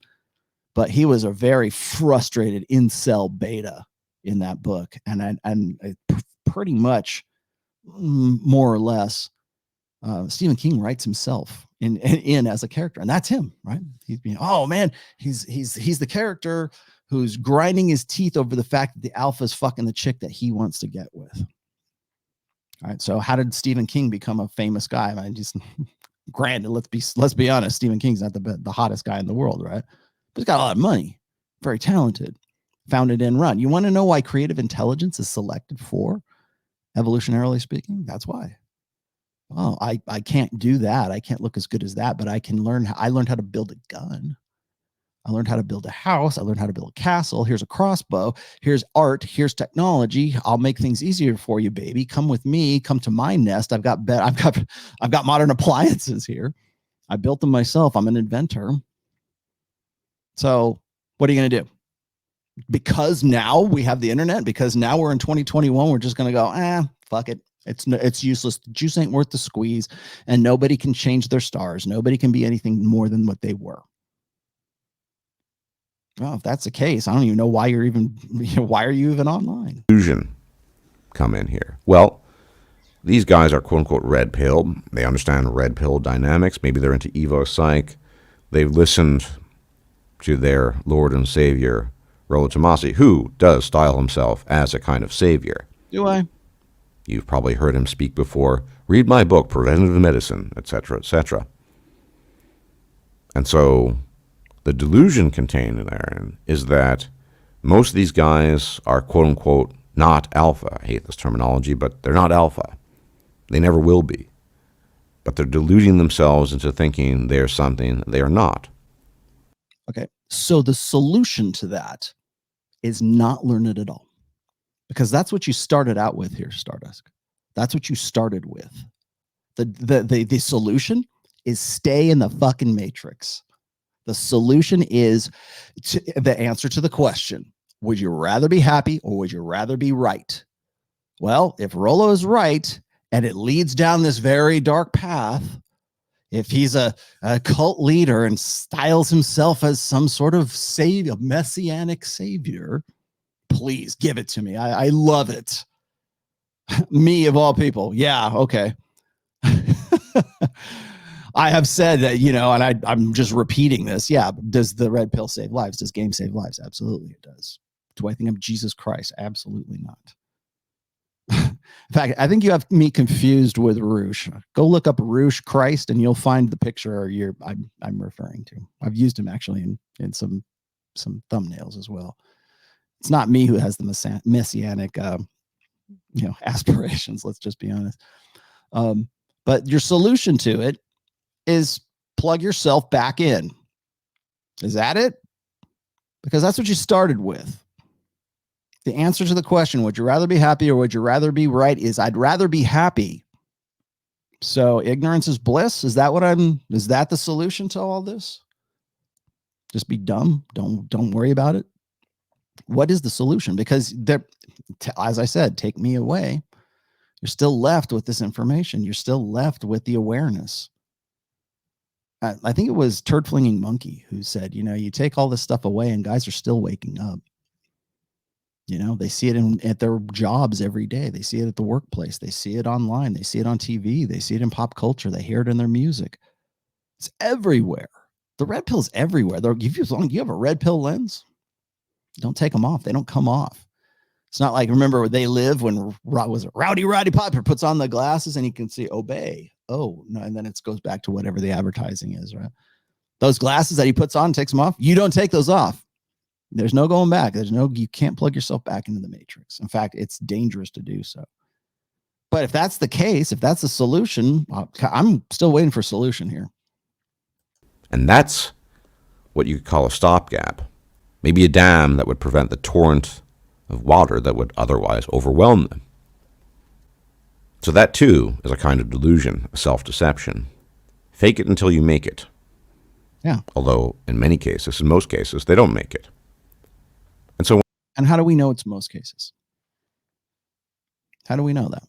Why go to school? Why say, you know what? I have aspirations to be X. Oh, trade school, even. I don't care if you go to college. I don't want to go to college because there's communists there. Okay, fine. Trade school, learn to code. Why would you even do anything at all? Why?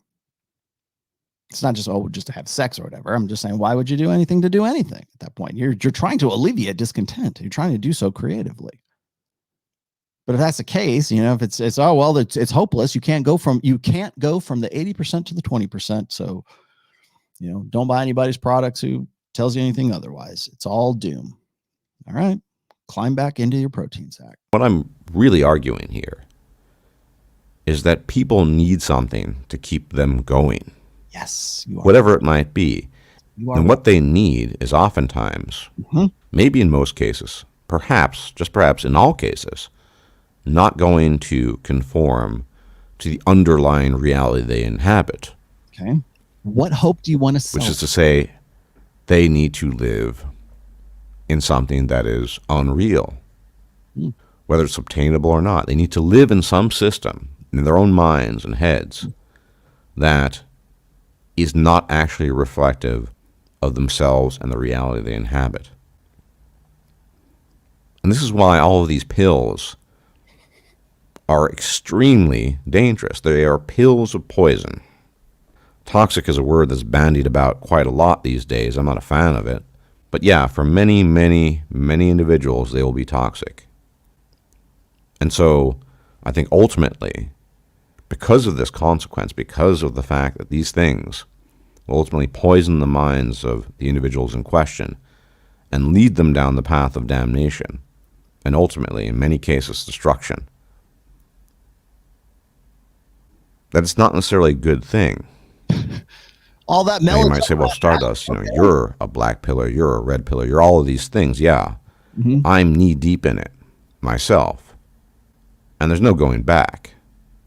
For people who've accepted these things, there's no going back. So the solution is either stay in your comfortable cocoon, stay plugged into your pod. Don't take the red pill, take the blue pill. You'll be happier because you don't want to be right. You want to be happy. Or you need to find a new delusion now that you are aware. Now that you've eaten from the tree of infinite knowledge, now you've got to find an escape.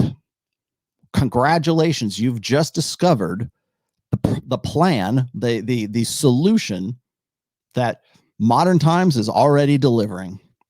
Sedation. Whether that's drugs, whether that's alcohol, whether that's porn, whether that's World of Warcraft, name your escape, man. Is that what it is? Or is it, oh, well, I know all this stuff, but I really need to get back to my faith. I really need to get back to my magical thinking. What's your magical thinking of choice? And I do agree with them. Human beings need magical thinking. And Ryan's going to throw rocks at me for this, but I believe that there is a part of human nature. I think there's actually a part of the brain that predisposes human beings to imagination and a belief in what is possible. And in some cases, that can amount to magical thinking. I'm going to give you an example of that here in a second, but I want him to continue. With each passing year, I become more and more clinical. Cynical, I think.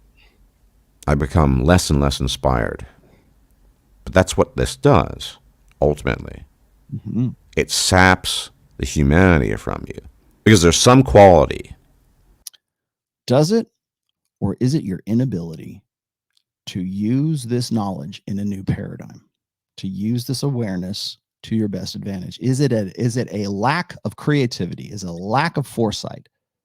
Is it a lack of inspiration?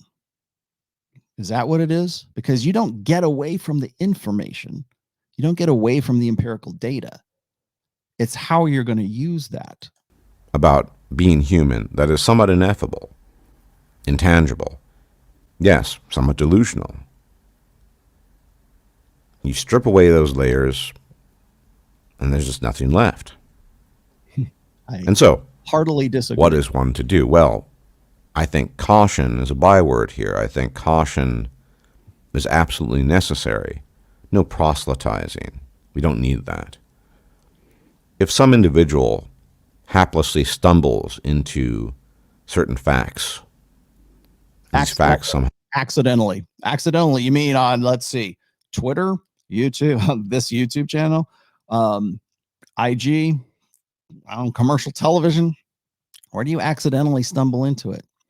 Or would you rather stay in your escape? correlate with all these pills. And his thirst for knowledge is relentless. Okay. He's already got his feet in the water. At some point in time, he'll be knee-deep. And probably eventually he'll drown. Probably. But you might as well help him to cushion that fall. Right. Because he's already there. But as Morpheus said, some people never want to be unplugged from the Matrix.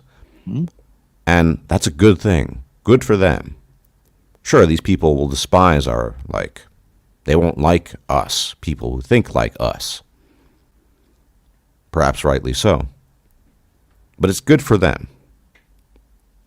And frankly speaking, in all my time on YouTube, and all my time discussing these matters. Okay. That's actually not that scene. He's talking about the red dress scene in The Matrix. And I know this because I've quoted this a billion times. It's, the people who are in the Matrix are exactly the same people that they are trying to unplug. He said, look around, Neo. Look at you see doctors, lawyers, you see, day workers, whatever. These are exactly the people that we are trying to unplug from the Matrix, but they are so dependent on the system, so hopelessly inured by that system, so comfortable in it, that they will fight you to maintain that system. That's what the real line is. That's what the real quote is. It's not about it's not about these guys, not wanting to, we don't want to unplug. No, the whole point of the movie was to get everybody out of the Matrix, right? But that's the nature of the Matrix. The nature of the blue pill is staying comfortable they're so comfortable that if you introduce anything that conflicts with that comfort, if you in any way try to wake someone up and pull them out of their protein sack, they're going to fight you for that because they want to stay happy and not informed. Or maybe they're just ignorant. Ignorance is bliss. I never wanted to worsen people's lives. I had never wanted to make people lose hope in the things that they had placed their hopes in. I had never wanted for them to become lost. And so everything I'm saying now is a synthesis of all these years of observation, self-reflection, and reflecting upon others. Let's look at the pills like peanuts with an 85% deadly allergy rate. You don't want to give people peanuts in that scenario. And so you don't want to give most people pills. Because, cheesy as it might sound, the slippery slope is real. Pill after pill after pill until there's nothing left, literally, of the human being in question. And then that same human being physically fades from the world. A work wrought by his own hand because of all those pills he swallowed. And the ones who don't, well, from what I've seen, in some cases, they start to lose their minds. And so that's where I stand these days. Do not pill people unless they're already there. If they're already there, then to the degree they've gotten their feet wet or they're knee-deep in it, it's probably too late. Then I see it as imperative to try to at least cushion the journey. But it's difficult because the kinds of platitudes that are effective in such a scenario will almost inevitably be things that are quote-unquote blue pill, things that have been born of a fantasy realm, a chimera. All right. So I think he's flailing here at the end. I do, however, agree with the magical thinking part. I'll definitely agree with that. I'm about to show you something else here too. Last but not least, I'm coming up on 2 hours. I'm going to cut this off at 2 hours. Let's just say. So it's all gloom and doom. Would you rather be happy or would you rather be right? The peanut analogy, the peanut allergy shit. Okay. That's apples and oranges, man. That's completely immaterial to what's going on right now. Everyone's eating peanuts. Stardust. Everyone has a bag of fucking peanuts in their hand. They're just gobbling them all up right now. And it ain't ROLLO TOMASSI that put that bag of peanuts in their hands. It's the apple that fell off the tree of infinite knowledge, man. As I said, they're going to get this no matter what. The genie's out of the bottle and you can't put it back in. Best you can do is help these guys along. The best you can do is give them some sort of direction or point them in the right. I don't give prescriptions, right? But I can point you in the right direction. I can give you the tools. I can tell you what's going on. Too many guys, you want to give me shit all day long, but I'll tell you what, man, it's not me you need to be talking about. It's the guys who are spending, hours on end on live streams, basically complaining about me and the people that I associate with. Okay, I'll take it on the chin. I've been doing it for a long time, but it doesn't change the fact that these guys came to that on their own. It wasn't me. Oh, I read this book and I really hate ROLLO now. That's not how they came to it. They came up and through Reddit and Discord and God knows what else, right? I don't know where these guys congregate. PUA hate, right? Wasn't that slut hate or PUA hate? That was Elliot Rogers' forum. Who knows where they're at? Maybe it's some Reddit forum right now. Go in there, spread your love and knowledge. Tell them they should go plug themselves back into the matrix. Apparently, that's a solution to stay happy. So I got two things I want to show you. Here's the last one. And this gets back to, I put this actually in the 4th book. Okay. This is a little cartoon. I didn't put the actual cartoon. I just sort of described this, but this cartoon is not about like woo woo magical thinking. It's about human beings. Okay. So you got the great guru at the top of the Tibetan mountain. He says, my son, to win in combat, you must let go of your conscious self. And then he says, Kwai Chang Kang, why, master? He says, because motor memories are stored as implicit memory, not declarative memory. Trying to use your conscious brain for motor tasks, basically assessing the wrong database. And then, of course, the aspirant looks confused. He says, can you rephrase that as a mystical wisdom? Oh, dwell in your inner, inness. Thank you, wise master. People need that. People need tarot cards. People need MBTI. People need religion. People need superstition. People need magical thinking by order of degree. It is an aid in educating them. It is an aid in making them feel happy about something that is maybe technically tough to wrap your head around, or maybe it doesn't taste good. Right? It tastes better to learn something like, some sort of wise wisdom kind of thing by not through empirical data, not through objectivism per se, but mysticism. We know what the truth is. We know what the reality of it is. There's no faith involved in, winning in combat and letting go of your conscious self, right? That's the woo-woo side of it, right? The nuts and bolts side of this is because motor memories are stored as implicit memories and not declarative memories. And you can go through all the nuts and bolts of that, the objective empirical data. Right? That's what today is. Everything that was old order thinking, all of the comforting, let go of your conscious selves, all of that's 20th century. And it's tough to cling to that. It's tough to hang on to that when the data doesn't taste good. It doesn't mean that the data is bad or it's good. It's just, come on, man. Give me Star Wars. Give me the journey of discovery. Or give me the journey of the hero's journey.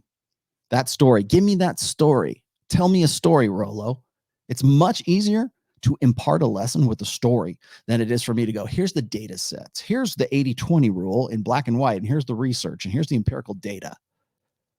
I can do that. I do that all the time. I can give you, well, in fact, I think I got one right here. Here it is. Like Steve Stewart Williams, studies on online dating find that most men, I had this loaded up. Most men find most women at least somewhat attractive. In contrast, women view 80% of men as below average and attractive. I can't believe I still have this. Men liked more than 60% of female profiles, while women liked only 4.5% of male profiles. That seems pretty damning. That's horrible. Oh my God. That doesn't taste good, right? That's because motor memories are stored as implicit memories. Here's the technical stuff for that. But that's not vibing. Remember all the girls on Fresh and Fit? Oh, well, if we're vibing, yeah, because that's the emotion. That feels good. It tastes good. Vibing tastes good.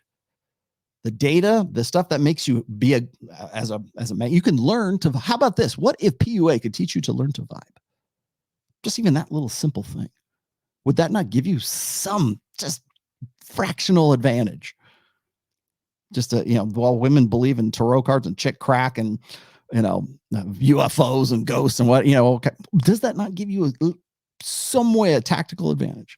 Knowing your situation, is that not better? Is situational awareness not better to know than not know, or better to know? Human beings need stories. We need mysticism to a degree. I think it's easier to learn things through stories. It's easier to learn. It's easier to be. It's easier to learn bigger concepts if those concepts come as inner inness. Right? We need that. But the problem is that if you had a faith in magical thinking before, and you said, okay, well, I've learned to where is it? Well, let me put this up again. If I learn to let go of my conscious self as some sort of act of conviction of spiritual faith, and this is just what I believe, and then later on in the 21st century in New Order thinking, the data says, oh, well, that's just motor memory instead of implicit memory, and blah blah blah. It's you're accessing the wrong memory block. Okay, is it faith?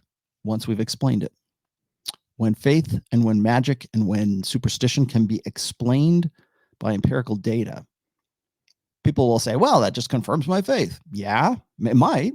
You might be 100% right about that. But is it faith anymore? If the miracle is explained, if you can explain the magic trick, is it magic anymore? Well, was it Moses parted the Red Sea? Well, let me tell you how that would have been possible. X, Y, and Z. Is it faith now? Or is it confirmation of faith? That's a paradox, right? But that's what everyone on planet fucking Earth is facing right now. Everyone. And not just in the red pill and not just in how do I get laid. Everything. That's why I wrote religion. People go, what are you writing a book about religion for? I was keeping it as, intersexual dynamics as, pertinent as I could to stay in my wheelhouse, obviously. But the bigger scope is what is very depressing. It's very nihilistic. It's not just, oh, I can't get a girlfriend. I'm in the 80%. No, it's because there's a lot of other things that are going on that are way more depressing than that, I'm sure. But we can get over that. We can learn something to adapt to that. We can build ourselves up. We can be creative in our discontent in that, but we can't in intersexual dynamics. Why? It doesn't feel good. I'm not happy. I'm right, but I'm not happy. I can't go back to my hobbies. I can't go back to the things I enjoyed. I can't watch Star Wars anymore because it's all fucked up, right? I can't go read the stories I loved.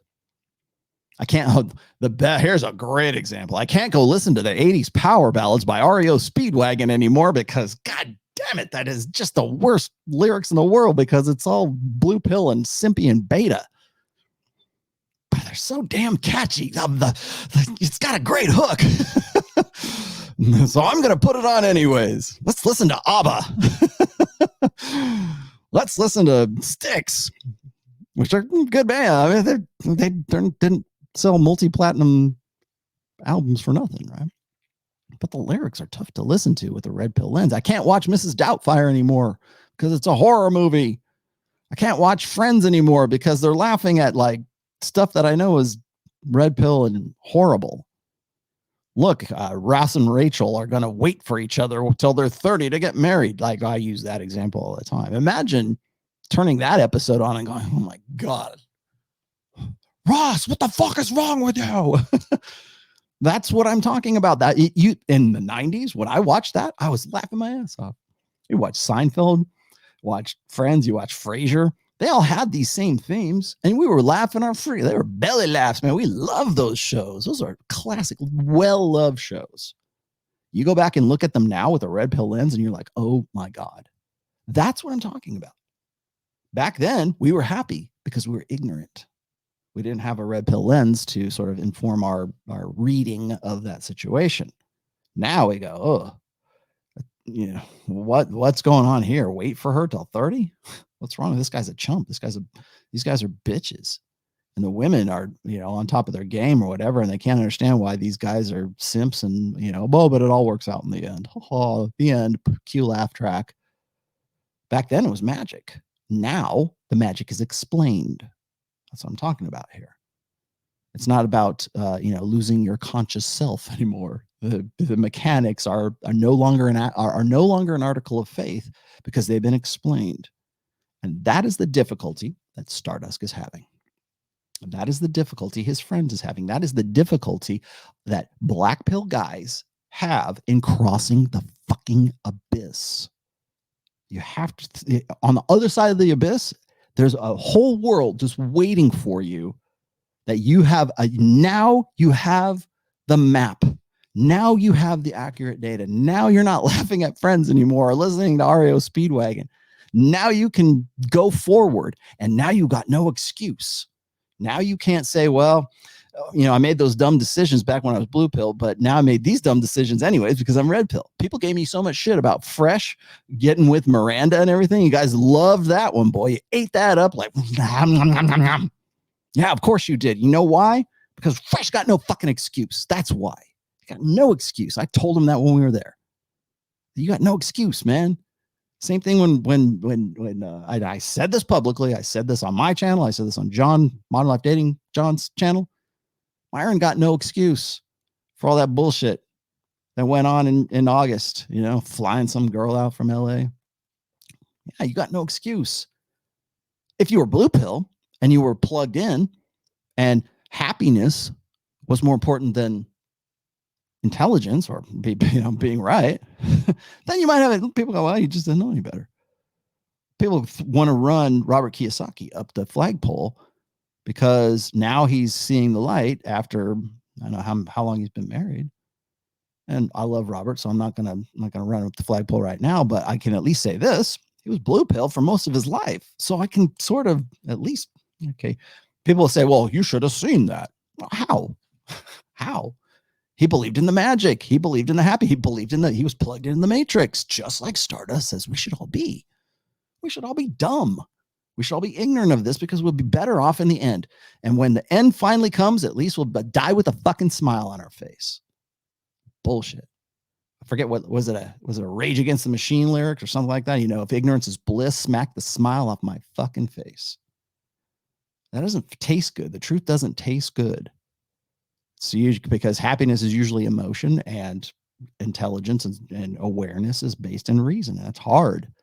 Those are two different languages and they're hard to reconcile with, but you better learn how to very fast. Because even if when I'm dead and gone, you're still gonna be talking about this. Pat Campbell's long gone. I love the man to death. He was like a father to me, but here we are now. Pat gave us what he could. And now he's in Valhalla. Or wherever the knife chief goes. That's where he's at. He's in heaven. I believe that. Magical thinking, there you go. I believe that. Choose to believe that. For sure. But here we are now. And you're going to, when I'm gone, when this knife chief is gone, you're going to be saying the same damn thing.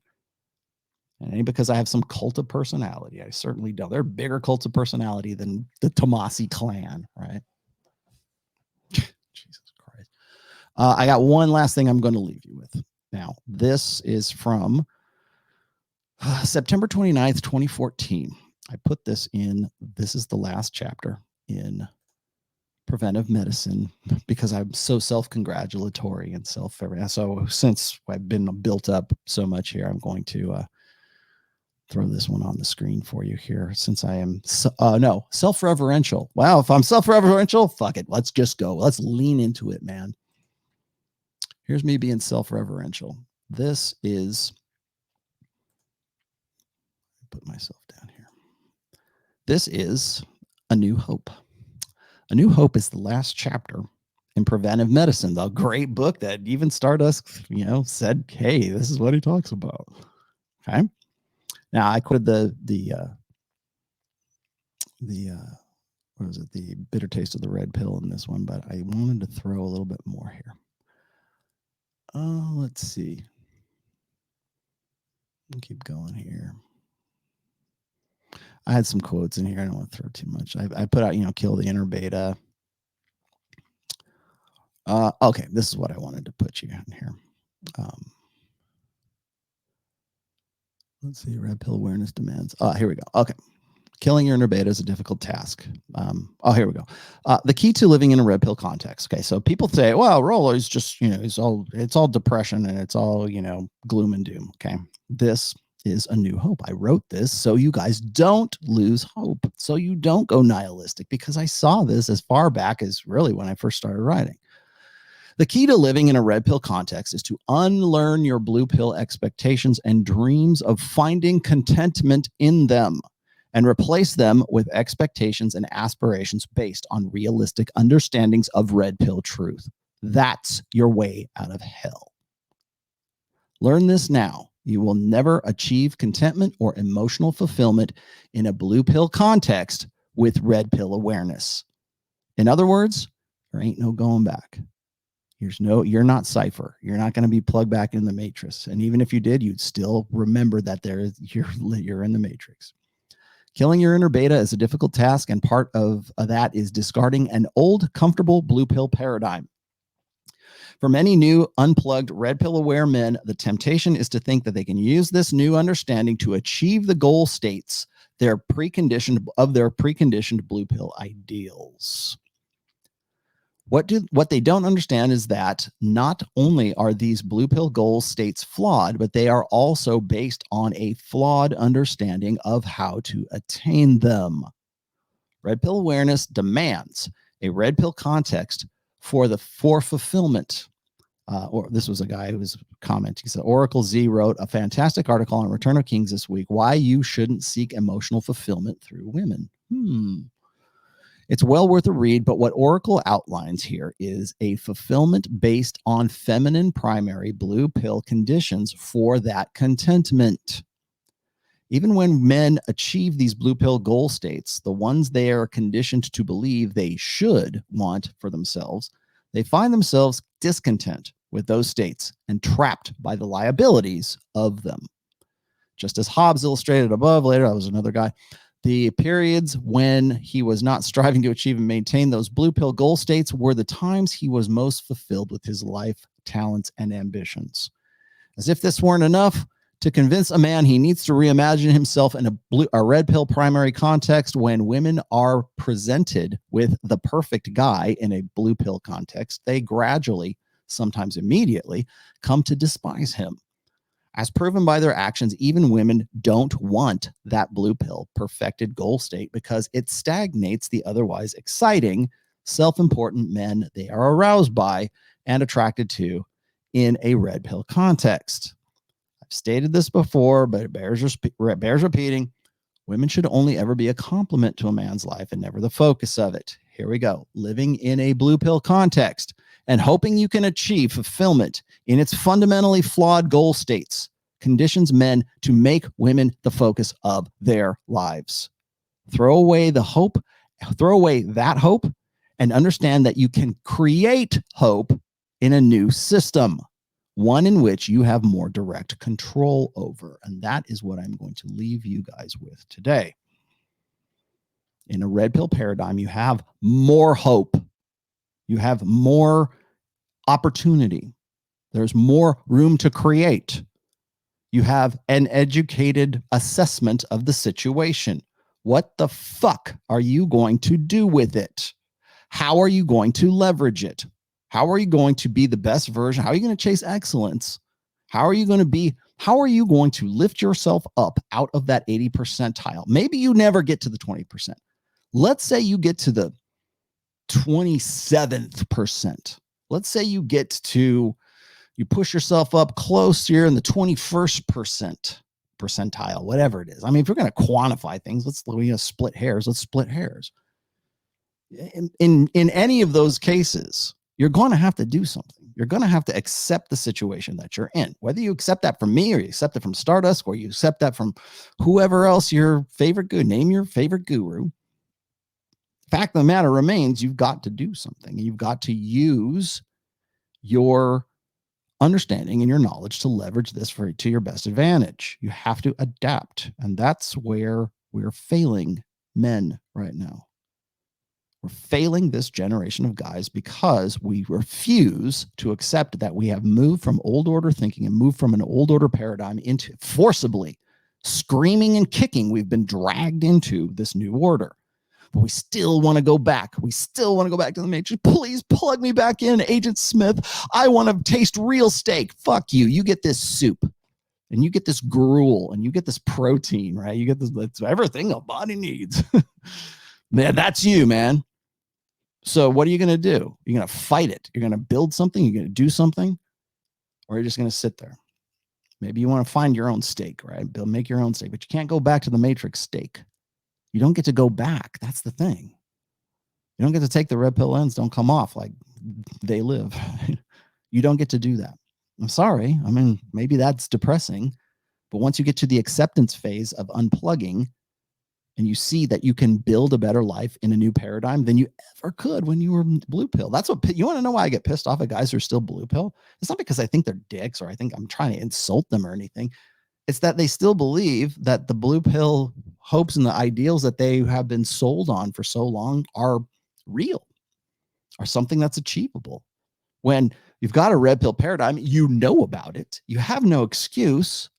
You want to talk about like purple pill. Why does ROLLO hate the purple pill guys so much? I was like, no, it's not. I don't hate them. It's just a designation. It's guys who know better, but still think that they can go back to the blue pill because the matrix seems more real and better a place than dealing with the desolation of the real. The real world sucks. Yeah. And you got to do something about it. You got to live in it. You got to make the best of it. But you know what your advantage is? You're not stuck with these guys who think that happiness is better than being right. Now, ideally, we want to be both happy and right. So would you rather be happy, just happy in the blue pill? Or would you like the opportunity to be correct and understand things and be red pill aware and have a good shot at building a good, happy life as a result of that education in a red pill paradigm? Which would you rather do? Because that's the question that's being asked of you right now. As a red pill guy, I hate to get all sermonizing here, but when people tell me, oh, I lost all the magic. It's no, my articles of faith are bad. My shaking my faith. What are you going to do, man? What do you want to do? What do you want to do with your life? That's what I started this whole year off with. Where do you want to end? Begin with the ending in mind. Where do you want to be? What do you want to do? What do you want your life to look like? Because you're going to have to answer that question very soon. If you're not already, everybody's eating peanuts. Everybody's been unplugged, or if they aren't, they will be soon. Maybe Gen Z is the last generation where we're kind of sort of plugged in. Maybe whatever comes after Gen Z is the one, those are the kids to watch. Vaya con Dios, man. I hope you make the best of it. Assuming there is a next generation, right? You better figure it out soon, because while we're trying to like navel gaze, real shit's happening in the world.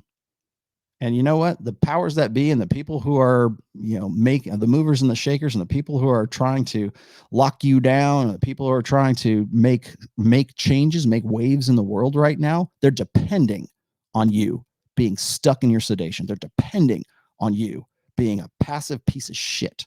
They're depending on you to go, oh, it's not, the juice isn't worth the squeeze. They hope you're still asking that question when the freaking walls come down. they're hoping I hope they don't wake up. I hope they don't figure this out by the time we pull this one. That's what they're hoping right now. You better fucking wake up. That's all I got for you today. Okay, I hope you guys enjoyed this. I will be back on Sunday. I guess I'll make this a premiere now. I wasn't going to, but I will. I'll be back on Sunday. I am in Dallas until Friday. I will be on Rule Zero. I believe either Troy or Ryan is hosting. I'm not sure. One of those guys, but I'll be there on Saturday, 11:30 a.m. Eastern time. That'll be the next time you probably see me. Do check for me on Instagram. Do look me up on Twitter. I'm still pretty active on those places. And I am still writing book 5. I've got to go back and reassess some sections of it. So it's still in the works, but it'll be soon. I would say by January, we'll be ready to go. I'd almost rather publish it in the new year. So that new book's coming out, and my product is coming out. And I got some other announcements coming up that are going to be really fun. I think I'm going to be at the Rebel Capitalist conference with George Gammon in January as well. That'll be the 7th through the 9th. I'll be there with Justin Waller, by the way, too. So that should be a fun weekend. But I'll be there with Robert Kiyosaki, with George Gammon, Ken McElroy, and a bunch of other people. If you are planning to go to that, I may run a workshop there. I may just have sort of an impromptu meetup. I'm doing my best to get to John's U.S. tour as well. I'm hoping to get to the December 17th meetup. We'll see. I don't know. I either got to fly to San Diego, or I got to fly to Dallas, or I got to fly to Miami, and it's like my travel schedule is crazy as it is. So hope you guys like this. Hope you guys learned something. And then just the last thing to impart to you is that it's not hopeless. It's not binary. Stop thinking in binary extremes. Stop thinking that you can't adapt. Start believing in magic again. Seriously. But believe in magic that is informed by a red pill paradigm. You can still be Captain America. You can still be Spider-Man. You just got to make it in terms that you got to write it in a language of the new order, of the 21st century. So you can change your stars. You can be more than what you are right now. I've seen it happen. I understand that anecdote is not the plural of data, but I've seen it again. I've been in this for 20 years. I don't know how long Stardusk has been, but in my experience has been, I've seen a lot of guys save their lives and change their lives and do something new with themselves because they crossed that abyss and they made something and they created a new life for themselves on the opposite side. So there you go. Hope you guys like this. I'll talk to you later.